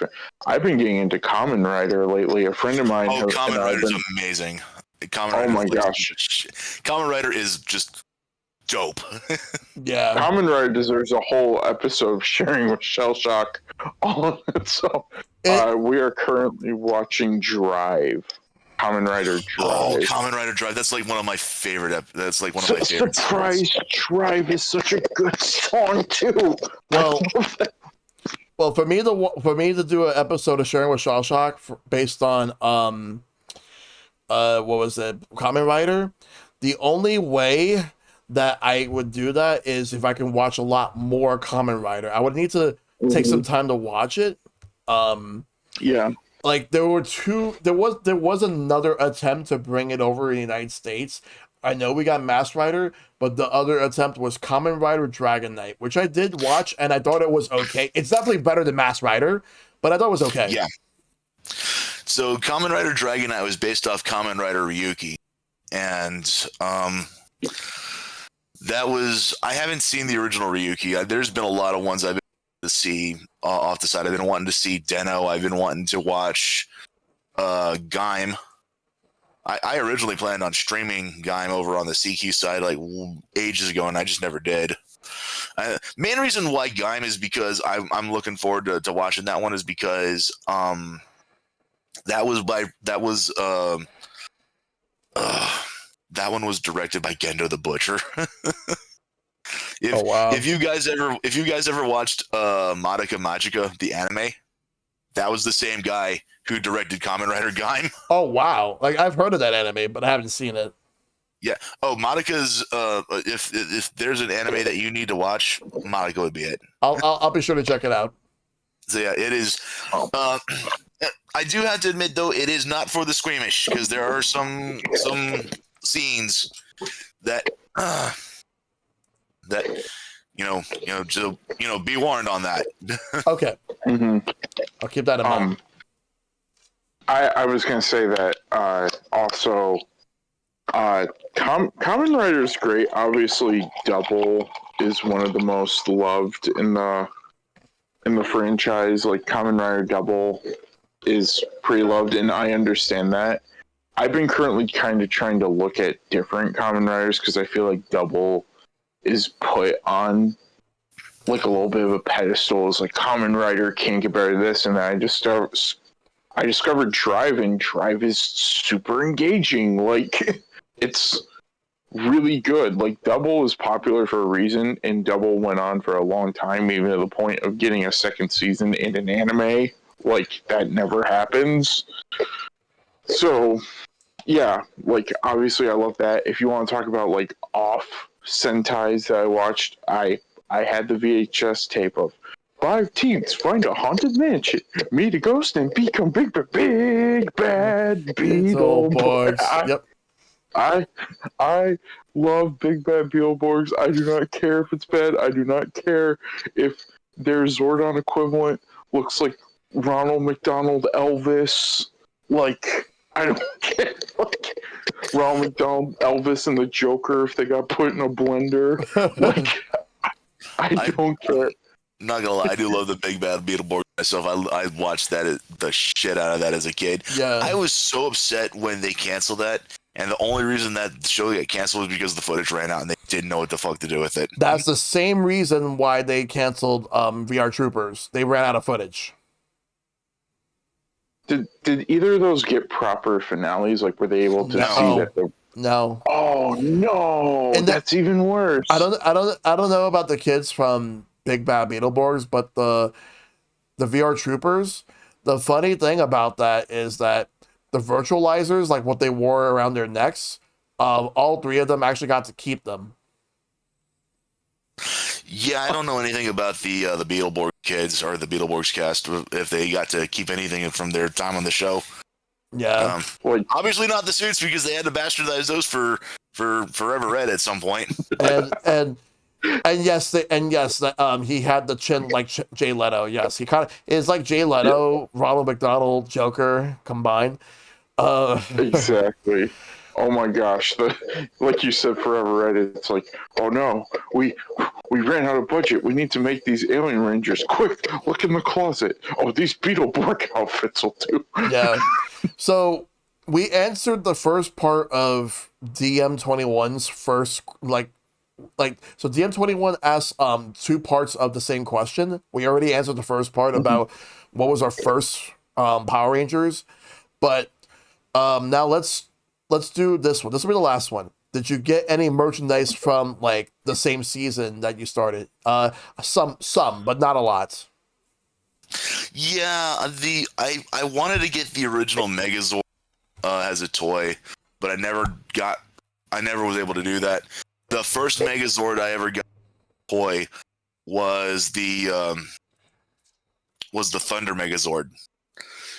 And funny thing is, I got the Red Dragon Zord by itself, and then when I got the complete Thunder Megazord, it came with another copy of the Red Dragon Zord. Yep. So I wound up having I had a statue of the Thunder Megazord and the Red Dragon Zord in battle mode just side by each other for the longest time. Yeah. The only other Megazord toys that I got were the Astro Megazord from In Space and the Super Train Megazord and the Omega Megazord from Lightspeed Rescue. But I never got the original Megazord from that show. And those were pretty much the only Ranger toys I ever got. Yeah. So it's kind of funny because I would like to start collecting like some of the Morpher toys from the various Sentai shows. Same. But it's just as well that I don't, because even if I did get them, I wouldn't know where the hell to store. I wouldn't know where the hell to store them. Mm-hmm. So Coming? Mine is all later. There is a comic book shop that I go to, and they have a case full of vintage Ranger toys.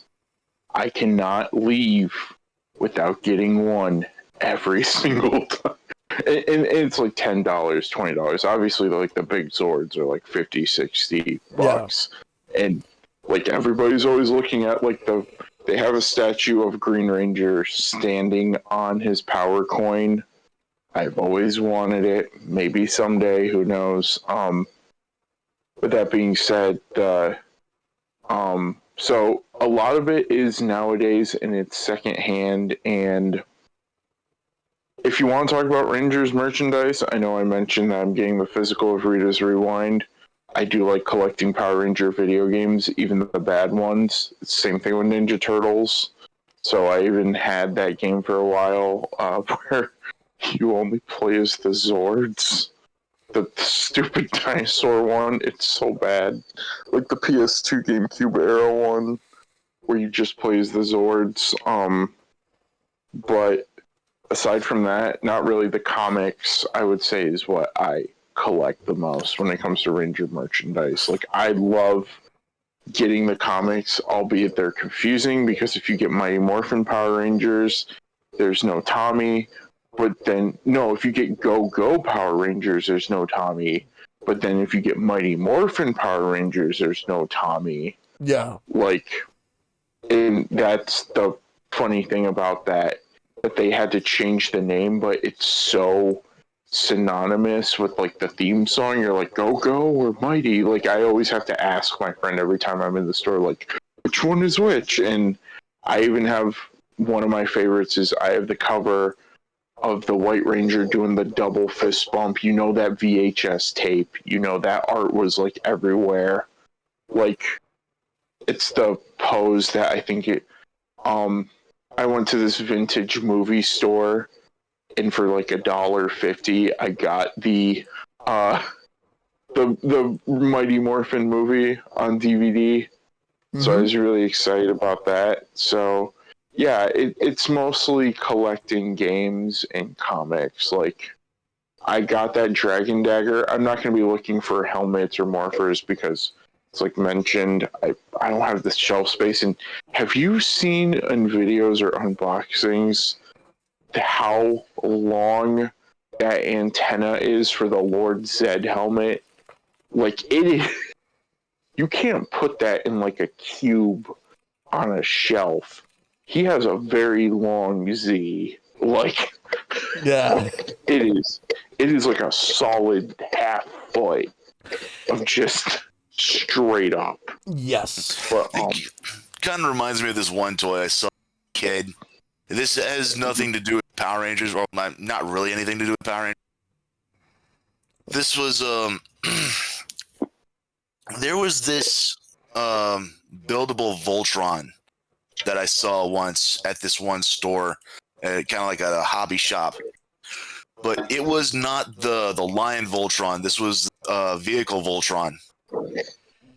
And the thing is that this was made out of like so many different like pieces and parts that the individual toys were about the size of like the Matchbox cars. Mm-hmm. But you could fold them and click them together into bigger pieces, and then those bigger pieces would form together to make the actual vehicle Voltron. And the end result was like this 2-foot tall model that was like you could sit it on the floor and it would like basically come up to your knee essentially. Yeah. But anyway, Jay also brings in he mentioned earlier something about one of the import games, I think, where the Hurricaneer, they need to do like more games with like 3D Megazord fights, like the Japanese Hurricane game. Kind of wish we'd gotten something like that. That would have been nice. In terms of merch, I've had like a couple of the action figures. I didn't have everyone. I don't think I've ever had Zack. I never had Trini or Kimberly, like the Bandai figures. I've had two Jasons. I had a big one and I had like a standard size. I had Tommy and I had Billy. My brother loved my brother's favorite Ranger back in the day was Billy because his favorite color was blue, whereas my favorite color was red. Like I love Jason, but I also love Tommy. Um, I had the McDonald's Happy Meal. I had everybody except for Kimberly because my mom said no pink because pink is for girls, which I think that's stupid in hindsight. You know, it's stupid back then. It's stupid now. Just to say that, um, but yeah, I know. No, no. You saying that reminded me of I forgot what game came out, but some other game came out at the same time as Princess Peach Showtime last year, and you just reminded me of a TikTok where this person's like, Princess Peach Showtime is rated E10, so you have fun playing your baby games. That's what you reminded me of. Yes, like I never really owned any of the Mighty Morphin Power Ranger games as a kid. I've went to my uncle's house and played the Super Nintendo game. He had it. He had the first one. And he also had the Sega CD game where it was basically just the episodes and FMVs. Um, the episodes they had were Day of the Dumpster, all 5 parts of Green with Evil. Um, they had both parts of the Green Candle. Then they had the Crystal of Nightmares, where they went to that log cabin and they got those nightmares, and then they had to go find a cave because they lost their confidence, and then they had to find a cave which had Goldar, and they had the Crystal of Nightmares, and Jason just kicked it and destroyed it so that the Rangers were confident enough to fight back. And then the last 2 episodes that they had were both parts of Doomsday. But the fun fact about that is that Crystal Nightmares aired after Doomsday. Like, it was part of the 20 additional episodes for the first season. But it was a weird FMV game. Yeah, I remember because I remember playing that. My aunt had that with her Sega CD. Yeah. I played that once. I've She also had the Common Zeto game as well. I've rented both the Genesis Power Rangers game, which was like a fighting game. It was kind of mediocre. But the selling point of that game was the fact that there was one thing that game had that the Super Nintendo game didn't have, and that's being able to play as the Green Ranger. And then I've also played the Genesis Mighty Morphin Power Rangers the movie, which was a beat 'em up. It was okay. The Super Nintendo beat 'em up for Power Rangers the movie was better because that one was 2 players, whereas like the first Power Rangers Super Nintendo game was only 1 player. And I played the fighting edition where you used the Megazords and you fought like those enemies, those monsters, and Zed and all that. That was fun. Fighting edition was fun as hell. Yeah, I think Ivan Ooze was in that. I'm not sure. he was. Yes, he was the final boss in Fighting Edition. Yes, Because you could play as either the Mega Tigers, the Mega Tegazord or the They didn't have the Dragon Zord or the original Megazord. They only had the one from season 2, which was the Thunder Zord, and the one from season 3. So Fighting Edition had it to where they had in terms because there was a story mode technically. The story mode, if you could call it that, had the Thunder Megazord and the White Ranger Tiger Zord with all the other 4 Zords around him, and the Tiger, Mega Tiger Zord or whatever it was called in that one. But as far as like playable characters, if you were to go into multiplayer, like going up against a computer or with a second friend, you could play as Ninja Megazord, Shogun Megazord, and I think that was like the only Ranger guys you could play as. Everything else was either Zed, Ivan Ooze, or the various monsters, including Goldar. All right, yeah. Other than that, I've always wanted to get myself the Morphers, Like I wanted to get myself the two different morphers. The first one where it was for the main 5 Rangers, and then the special morpher, like it was more gold, where it was for Tommy. It would have both the green dragon coin and the white tiger coin. I wish I had those, but they were expensive, and people were scalping them on eBay as well. And I've wanted the dragon dagger, but that's about it. Like, so with that, that's gonna do it for Power Rangers for tonight. That's gonna do it for this podcast. It was great talking about Power Rangers with you guys. I know Bubs was here earlier, and I'm really glad to have him on. But for you, Ben, and for you, Homecoming, I'm glad to have the both of you on as well. Hey, I'm glad that you had us on. I appreciate you. Always a pleasure being here. Yeah, it was fun. Yep. Before we sign off, White Ranger Tiger Power. Yep. Before we sign off, Ben, where can we find you? So you can find me here on Twitch at www.twitch.tv/MrBen. That is MISTH.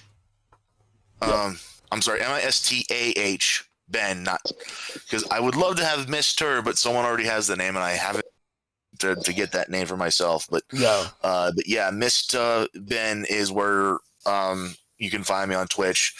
Yep. I want to say I have, yep. To say even the Shellraiser bot is like, yeah, Mr. Ben's quite the show from Phoenix Wright's courtroom to D&D's legendary lore, racing and battling, always wanting more. Yep. I'm always doing a bunch of random stuff. I am a variety streamer. I just very recently finished up the very first Phoenix Wright game, Ace Attorney. Yesterday, I'm still in the middle of a playthrough of Mario and Luigi Brothership, which will be continuing next week. And this Saturday, we'll be starting up a little something new. Might be jumping into Pikmin 4, but we might be taking a day to kind of just kick back and relax and do something community-wide.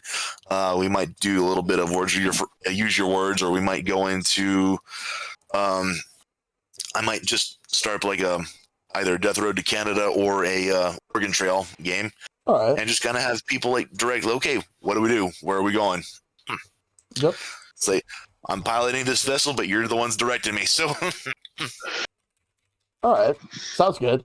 And Homecoming, where can we find you? Okay, Homecoming Hero here on Twitch. I haven't streamed in a while, but I am planning on getting back into the swing of things. I kind of need to take a break from that, so feel free to follow so you can get updates for when I come back, because I will be doing an Extra Life event that is Power Ranger themed this year that I am very excited about to get to. Going to be doing Rita's Rewind and Battle for the Grid, Mighty Morphin Power Razors. Or I might call it Mighty Morphin Funding Razors. One of those two. But either way. But if you want to hear more long-form content, aside from my 2 blogs, you can tune into Late Night Sprites wherever you can find podcasts. I do all sorts of news, nerdy stuff. Sometimes I do movie reviews if I feel like it. Sometimes I do TV sitcom content, because why not? A recent episode that I guess I would like to plug is... for my April Fool's content, I decided to, on the eve of the Switch 2 reveal, do my top 10 Wii U games.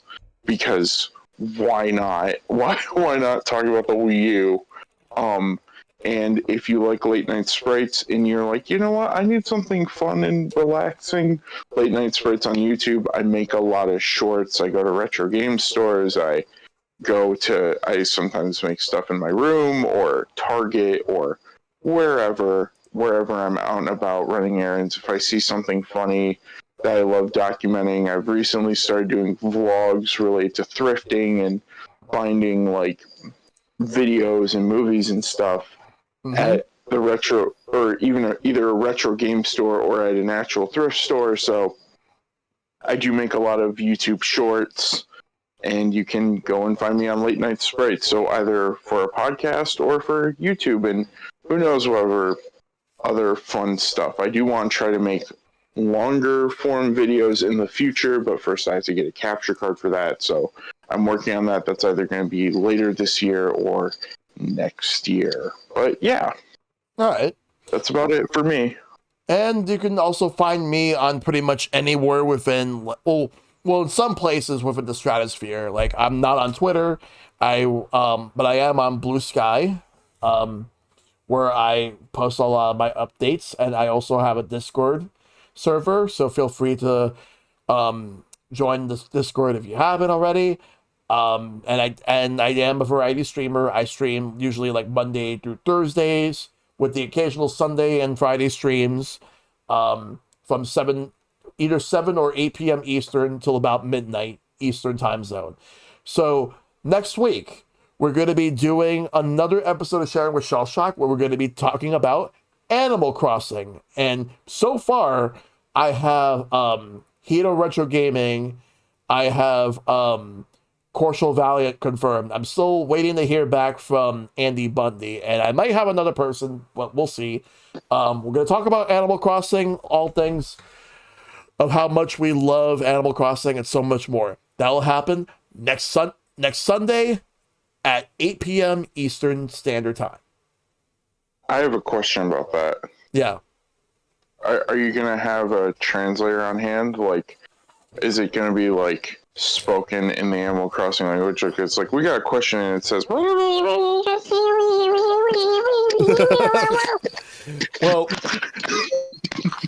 unfortunately, no.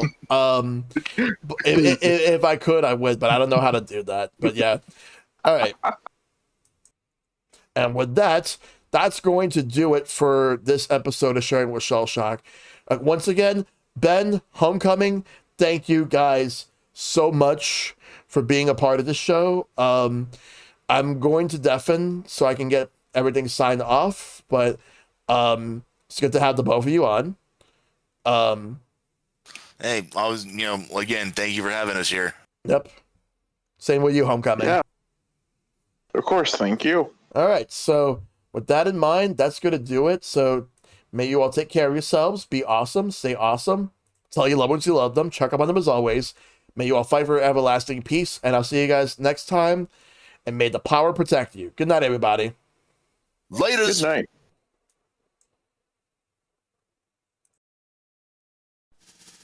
Thanks for watching Sharing with Shellshock Season 4. Your name will be inscribed in the pages of podcast history.